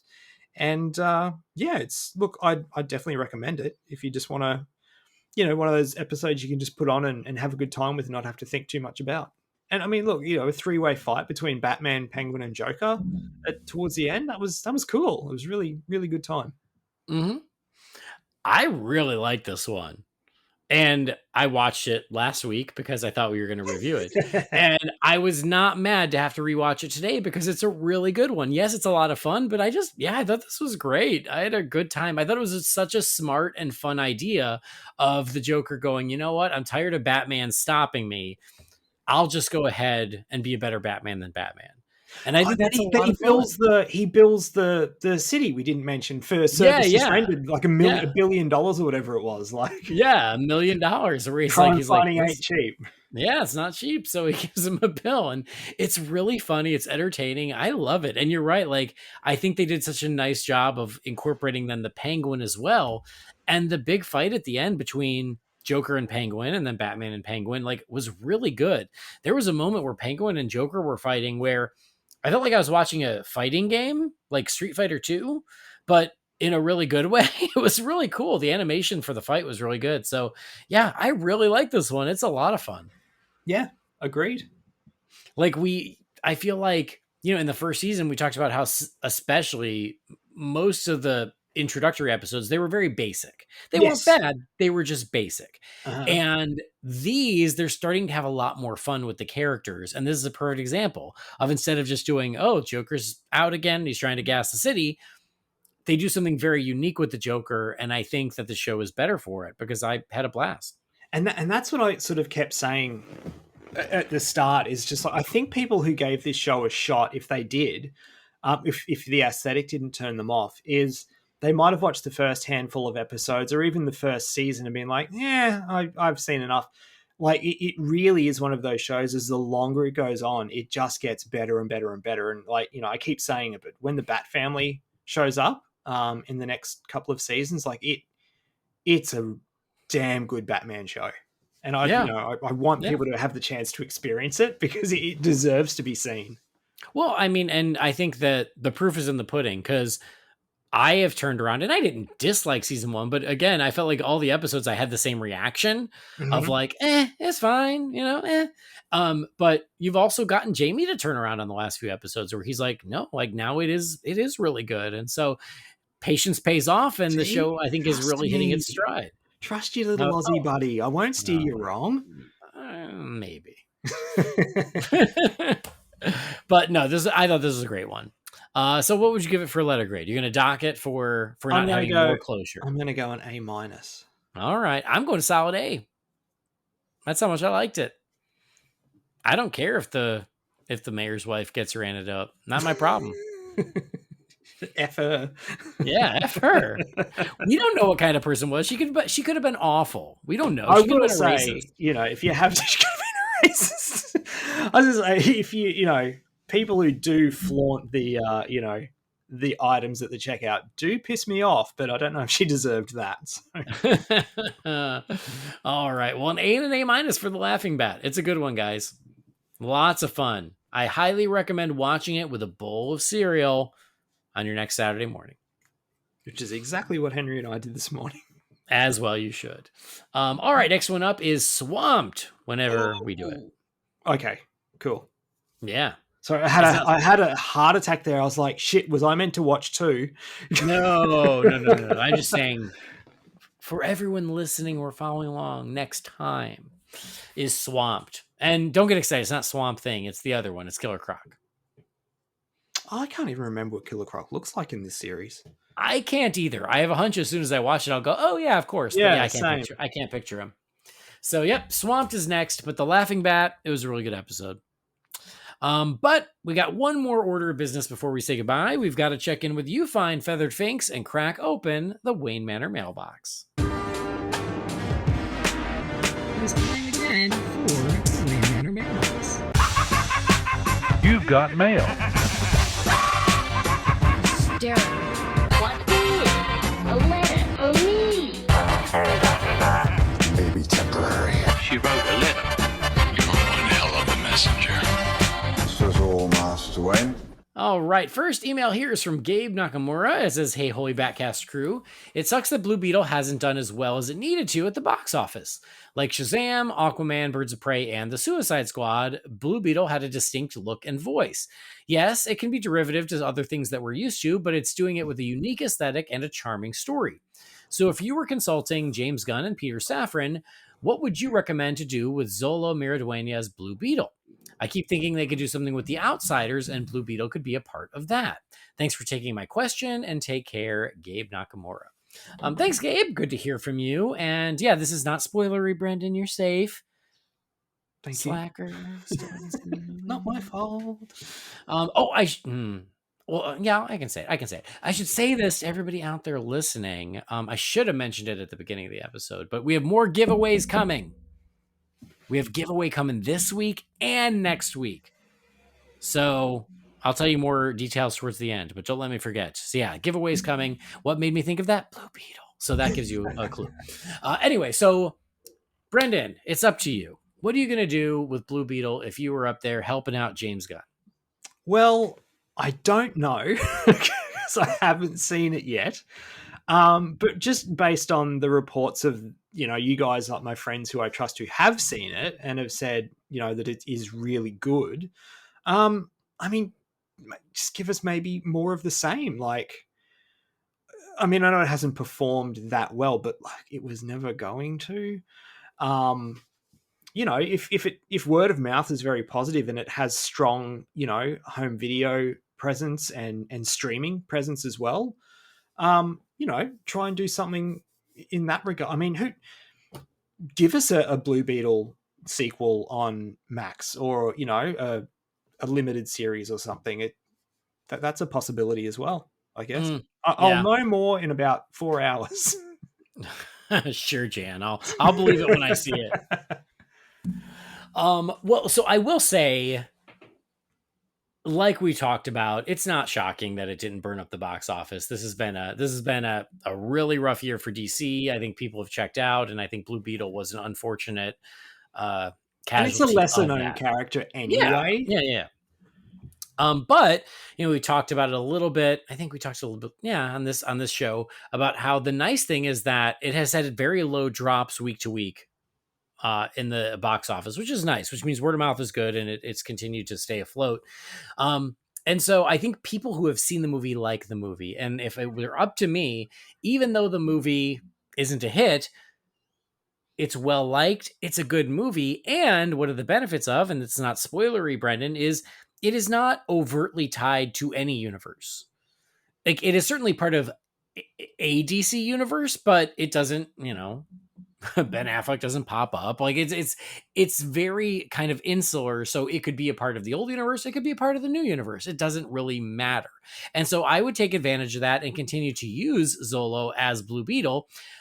I probably wouldn't rush ahead with a sequel because, the first movie didn't do well, but there's no reason he couldn't pop up in another movie in a supporting role to help reintroduce him and hopefully then encourage people to go back and watch the movie because it's a really good movie. So whether that be in Superman Legacy, give him a cameo in that, or trying to think of what else is on the docket. I'm kind of blanking right now. Lanterns. Like, let's say, there's the Lanterns show. Maybe he pops up for an episode of that, but incorporate him in a small supporting role in the new DCU to just reintroduce him and let everyone know that he is still around. And then, once you get to Booster Gold, you can team them up. I would just say pepper him in smartly so everybody knows that he is still part of the universe, and then find the right way to really highlight him because I think he deserves it. Zolo was great in the part. Blue Beetle himself was awesome in the movie, and I hope this isn't the last we see of it. Great. Can't wait to see it. All right. Terrific. All right. Next one is from Benjamin. It says, "To the Knights of Spice Pumpkin.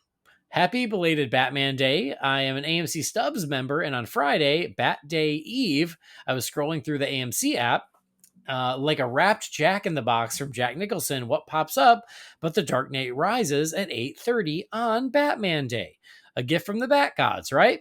Then I see a ticket for Batman Begins at 1:30. I had no idea these movies were going to be playing, and I was so tempted to double feature it since I had the day off. But I honestly preferred seeing Rises at home afterwards since I'm a much bigger fan of Begins anyway. So that's what I did, and it was glorious. My question is this: if you could program your own double feature of Batman movies, what would your Batman day at the movies look like? To make it more interesting, one of your features must be animated and one live action. We Oh, rarely okay. get to see the animated ones theatrically. All right. Thank you, Benjamin. And yes, and then he's got some notes here about Scarathon, but I'll just that's for RF for RN. That's its own thing. But it says keep the latte spice lit and the pods a punkin', Benjamin. So a Batman double feature, Brendan, one live action, one animated. Am I allowed to choose Zack Snyder's Justice League? I think you're allowed to do whatever you want. Okay, for live action, I'm choosing that because A, bang for your buck. I mean, it's a long movie, True. so Yeah. so Yeah. it's I've never seen it in a cinema. Whereas every other Batman movie, including '89 a couple of years ago, I've seen them all on the big screen before. So I'm going to go with that one, just because I'd love to see it on a big cinema screen. Animated one.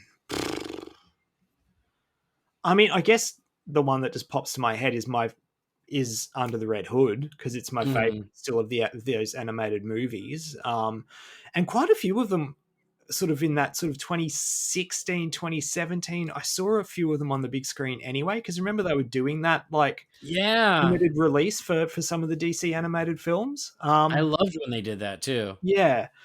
So look, that's probably going to be my answer is Under the Red Hood. Like, it'd be fun to see that on the big screen, I guess, even though I know the movie really well. Yeah, I'll go with those two. I think those are great choices. I think for live action, I think I will follow Benjamin's lead here and say Batman Begins. Okay. And the reason I say that is because I've seen Batman '89 and I love it. I've seen that on the big screen a lot. Like that one, every once in a while it'll come back on the big screen and I will always go. So it's not like I'm like lacking We don't seeing get that over here like you guys do. We get, Yeah. And same thing with Batman Returns, especially because for many, many years, Batman Returns, someone would play it at Christmas time and I would always go. So although I love those, I've seen those on the big screen a lot. But Batman Begins, I feel like, unfortunately, gets a little left behind because of The Dark Knight. And I would love to see that back on the big screen. The last time I did was the Dark Knight trilogy marathon before Same. Dark Knight Rises. Yeah. And previous to that, it was 2005. So, yeah, I would love to see that back on the big screen. And as far as animated goes, I think my answer is the same as yours. I think it is Red Hood because that is also my favorite. And also, eventually, I did see Mask of the Phantasm on the big screen, but I've never seen the Red Hood on the big screen. So I think I would go with that. I didn't choose Phantasm deliberately. That was my first instinct. But I'm like, no, because we stayed at a hotel back in 2020. We got a super cheap deal because hotels had just started to open again after COVID. And it was a place we couldn't normally afford. And it had its own cinema that you could rent. You could book the cinema. And I was like, okay, I have a private cinema. What have I never seen on the big screen that I want to? And I took Mask of the Phantasm. So that's why I didn't choose that one. Well, I mean, that's a great choice, and I'm glad that you did that. I'm glad you had a chance. But that's why I didn't pick it either, is because, I mean, now it's probably been 10 years, but many years ago, I saw a double feature on the big screen of Batman the movie from 1966 and then Mask of the Phantasm. That's awesome. And that was so awesome. And those were two that I had never seen on the big screen until then, but I got to, and that was cool. So yeah, I'm going to go with one I never did. I do. It's funny. I was only saying this to Jess this morning, and it's sort of just a bit of a tangent for a second. The way things are going, eventually it's got to happen. Like, there's going to be a glut of nothing coming out because this writer's strike is just not ending, and it's been almost 5 months now. Like, it's been a long time where nothing's happening. As much as I don't want this to happen, but I mean, what are theaters going to do? They're going to have to start releasing classic movies again, kind of like they did when they were sort of just opening up after the worst part of COVID passed. So I mean, in some ways, I'm kind of hoping that happens because it'd be cool to see some of the some classic Batman movies, some classic superhero movies and stuff on the big screen. But, you know, because, I mean, what are they going to do? They can't release new content. So Yeah. Nope. It's it'll be true. very interesting. For sure. All right. Next message here is from Dave Smitty. It says, "Hey, Bat Brothers. I hope all is well in your Bat Caves, and I have a few questions. First of all, how come you didn't do a 10th anniversary episode for Man of Steel? Second, if you're going to fan cast the planned Batman, the Brave and the Bold, who would be on your list for Batman? I have, since just last night, after watching The Conjuring, think that Patrick Wilson would be great, but since this past January, after the announcements from James Gunn, I can't help but think that Chris Pratt would fit the bill perfectly. Considering his history working with James Gunn and the fact that levity will play a part in the universe, I really think he's the guy. Third, Andy, how in the heck do you eat all that Halloween cereal and stay so thin? LOL. Happy spooky season. Take care. Be in touch soon. Love you guys. All the best, Dave." Thanks, Dave. All right, I guess we'll take them one at a time. Why no Man of Steel 10th anniversary? We did the 5th anniversary commentary, and so it felt too soon to do it again. And I feel like that was right around when The Flash came out. And so The Flash had taken up a lot of our podcasting time. So that's why we didn't do a Man of Steel 10th anniversary. It's not because we wouldn't have wanted to. I'm sure we could have figured something out, but there was a lot of Flash to talk about at that point. And The also, Fire if you guys did one, didn't they? I'm positive they did. I don't know. So if you want to listen to one, check their show out, because I'm positive they did a 10th anniversary special. I can't remember what episodes we do. I certainly don't remember what other shows do. But also, if y'all remember, that would have been June. There was a lot going on with me with my dad in June, so there's that too. Planning or fan casting Batman for the Brave and the Bold. Brendan, what do you think? I'm terrible at this, so I mean, Especially off the cuff, right? yeah, but also with him saying Patrick Wilson, I was just like, shit, yeah, I could see that. Like, he's someone I never thought of before, but he'd be damn good. Mhm. Man, I don't know. I honestly, I can't see Chris Pratt, but that's just because, like, you know, he's Chris Pratt. Like, that's kind of all I see.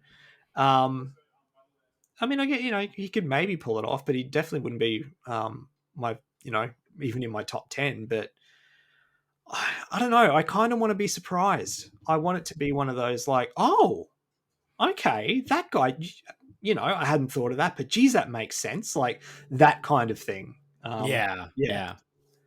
We all know it's going to be Michael Rooker. As Alfred. I'm right there with you, Brendan. I don't have a wish list yet for Brave and the Bold because, like you, it'll be nice to be surprised. I agree. I have a really hard time seeing Chris Pratt doing it. I kind of hope that's not the case. I understand why Dave here would think that because of his relationship with James Gunn, but man, I kind of hope not. But I don't have anyone at the top of my list. So I have to think about it. I'm sorry. There's not even anyone I can pull out and go, well, what about blank? Well, here, how about old boy? Oh my God, what the hell is his name? I wanted him for the Batman, and then literally the next day he got cast in the Eternals, but then the Eternals people don't like that either. Richard Madden. Richard Madden. Yeah, Richard Madden. Still my choice for Bond.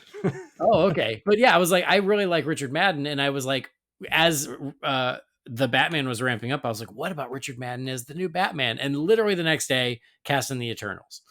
And I was like, I completely jinxed it. But now that it doesn't seem like Marvel's going back to the Eternals anytime soon, and we've got another chance to do it, I'm saying Richard Madden just because I can't think of anyone else off the top of my head.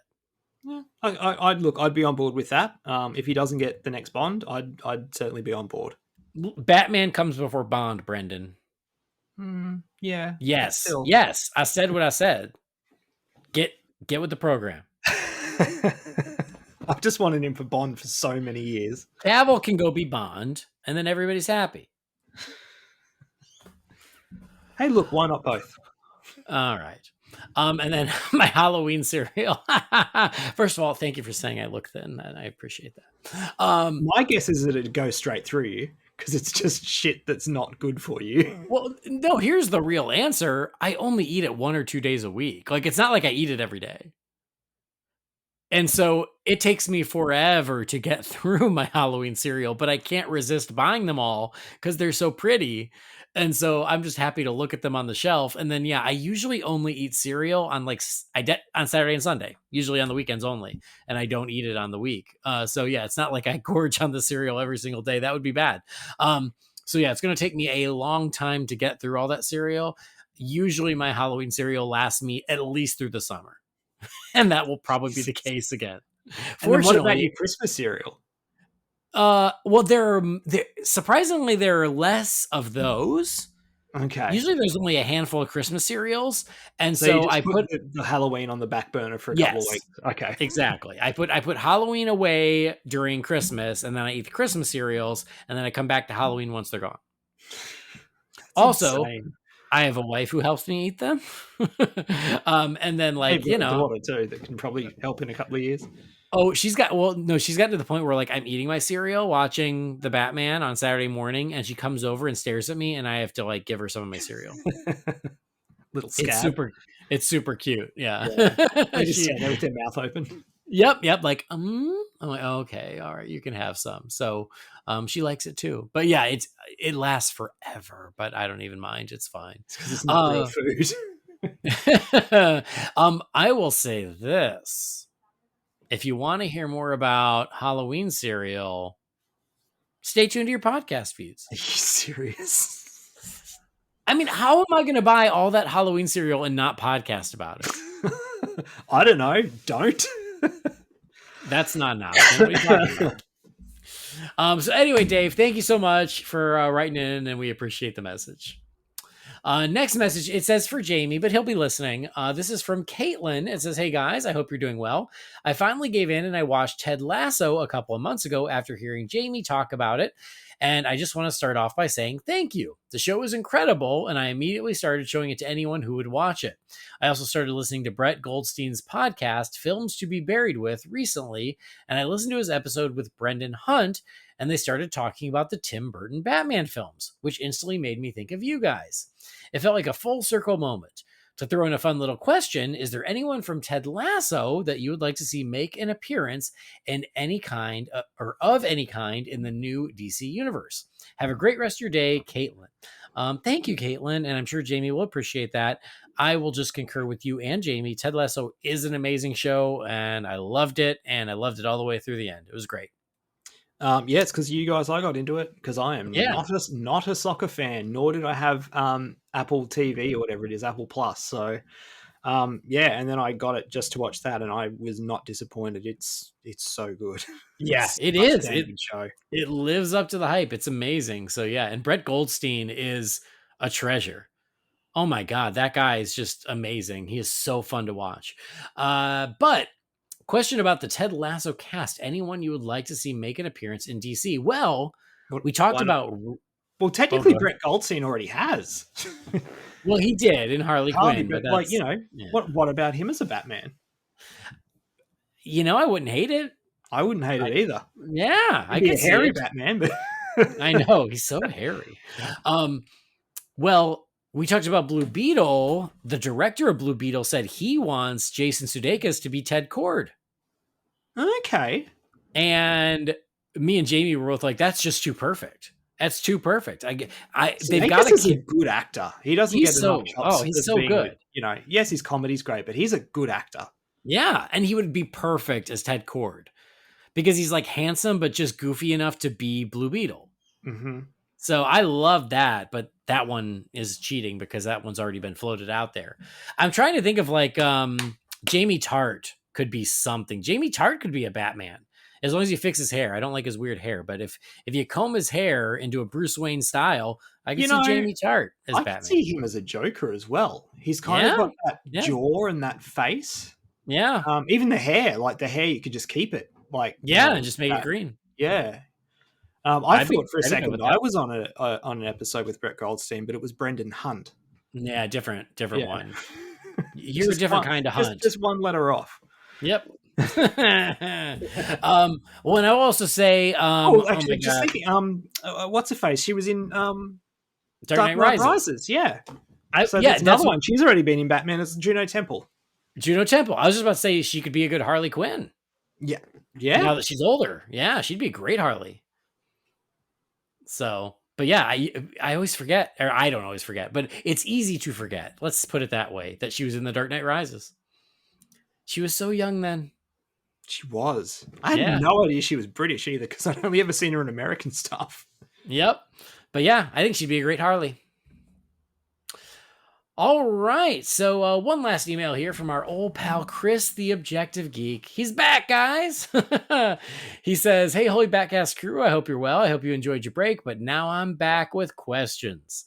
Number one, if Superman is the symbol of hope, what do you think that Batman and Wonder Woman are the symbols of in one word? For me, I think that Batman is the symbol of resilience and Wonder Woman is the symbol of justice.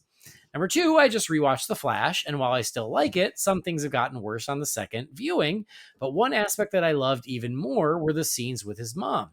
Maribel Verdú as Nora Allen is now my favorite depiction of a parent in a DC film. So my question is, what is your favorite or some of your favorite superhero parents in DC? Besides Nora Allen in The Flash and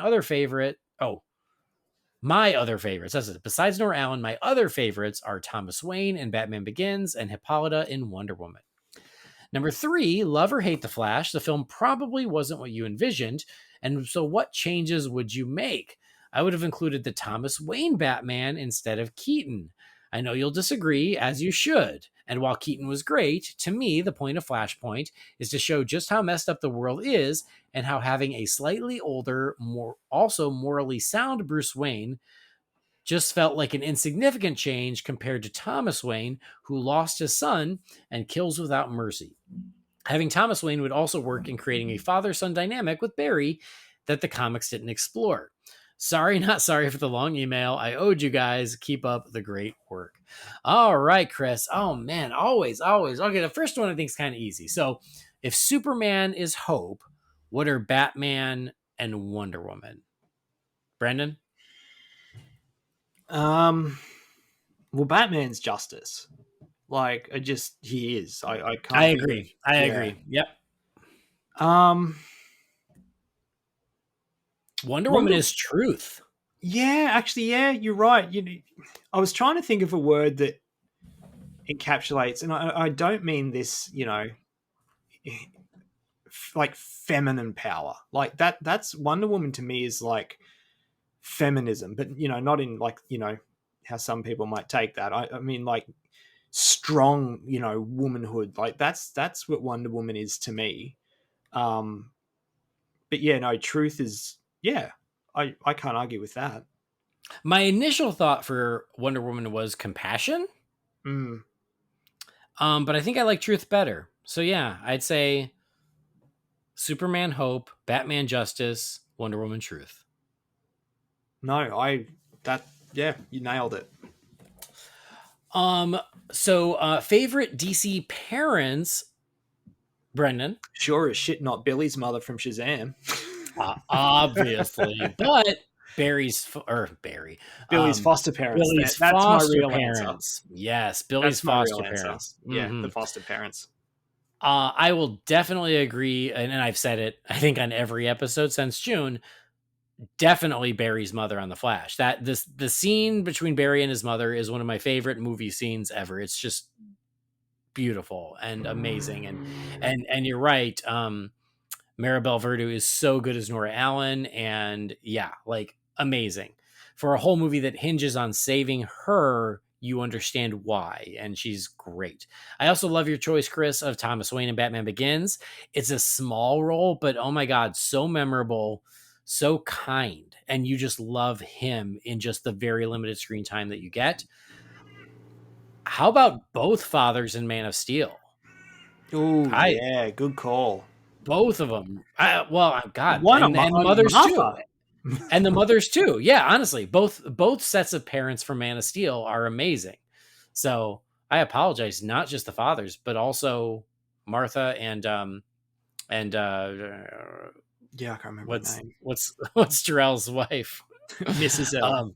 Yeah. But yeah, like both sets of parents in Man of Steel, I think, are also just amazing. My only issue with Batman Begins is how they shaft Martha. Like, she may as well They not be in totally it. do. She may as well Yeah, be a yeah, single dad. Like, I know.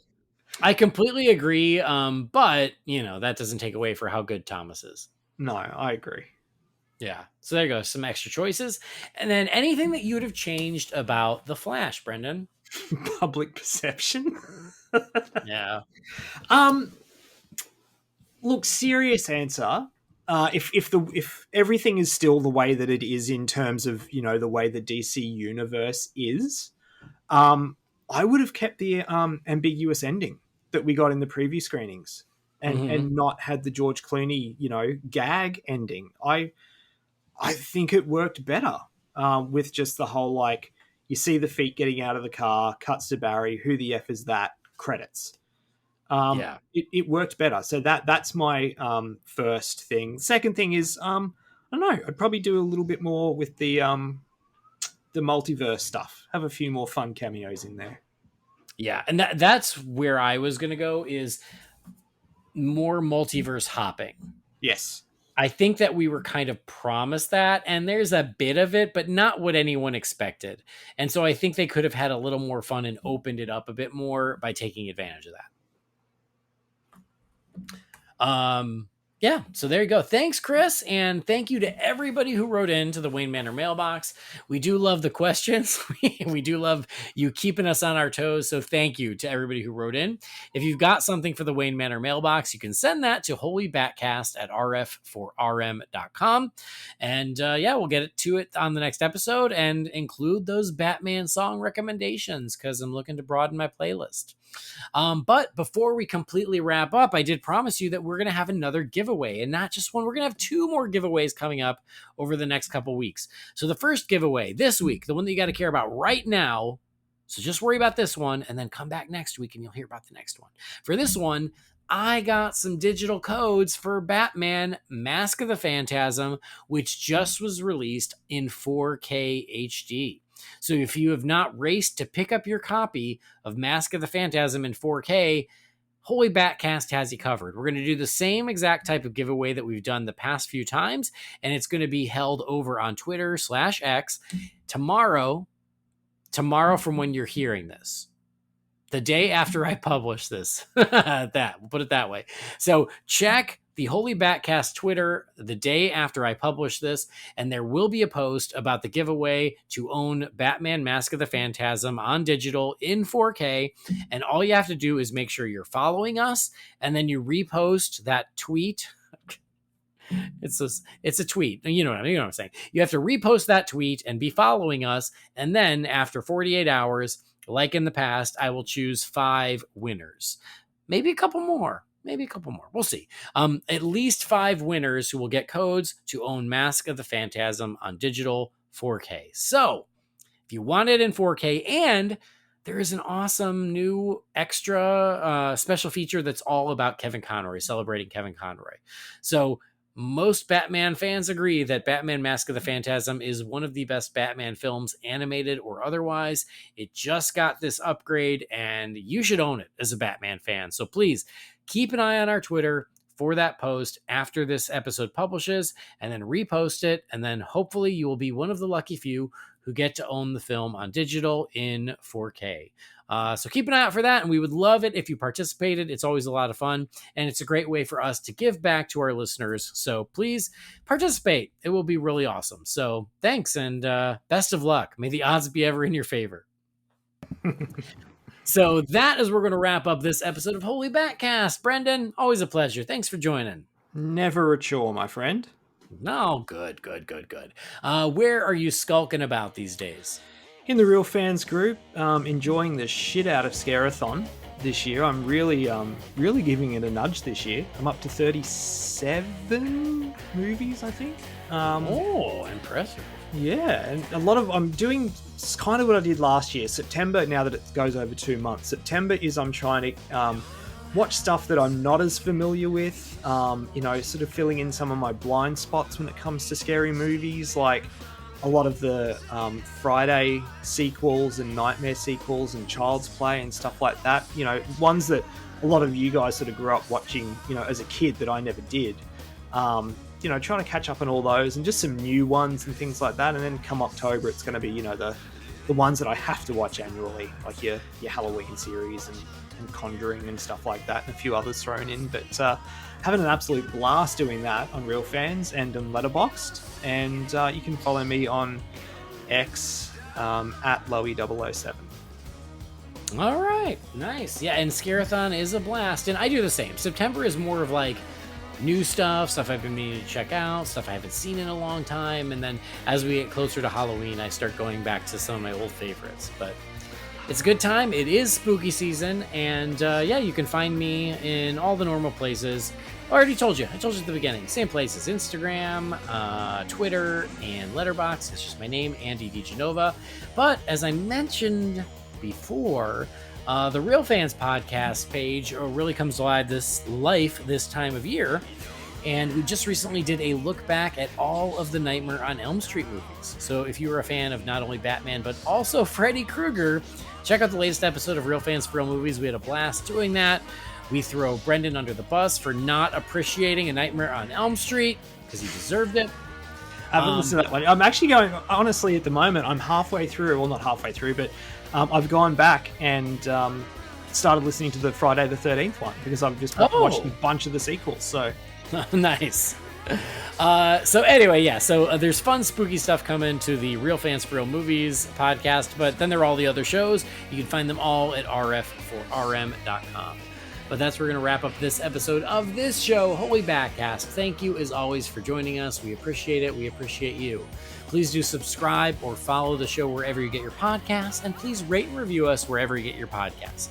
Something else you can do to support us, it's free and it's simple, is to just rate and review us. Just give us a nice review, and that would be amazing. Thank you for that. Go to holybatcast.com and find Holy BatCast on Facebook, Twitter, Instagram, and YouTube. If you got something for the Wayne Manor mailbox, again, that email is holybatcast@rf4rm.com. Big shout out to the very talented Gaurav Venkateswar. He does our theme music, and he's awesome. You can find his work at gvtunes.com. And don't forget to check out our friends and sponsors over at manscaped.com. Go there if you're going to do some shopping. Use that promo code BATSCAPED for 20% off and free shipping. But that will do it. Thanks for joining us. On behalf of Brendan, I've been Andy. We'll see you next time. Same bat time, same bat channel. And make that playlist. You won't regret it. I promise you. Listen to some jams. Batman jams. Name it Batman Jams after me.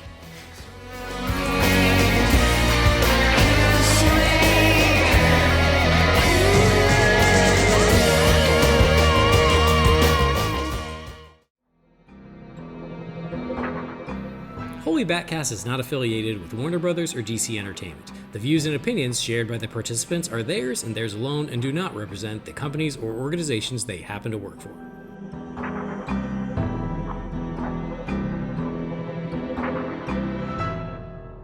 when you're not being a mopey bitch with your sad song playlist. I mean, then you can also do the I Feel Melancholy playlist, and you can put Tia Carrere right at the top for when you're feeling sad. I can do a whole episode about melancholy songs, for when you're feeling down. Listen, I know I come off as really positive and stuff, but I can be emo. You don't know. Just picturing you with your hair over one eye and your eyeshadow. Oh, there are photos. Really?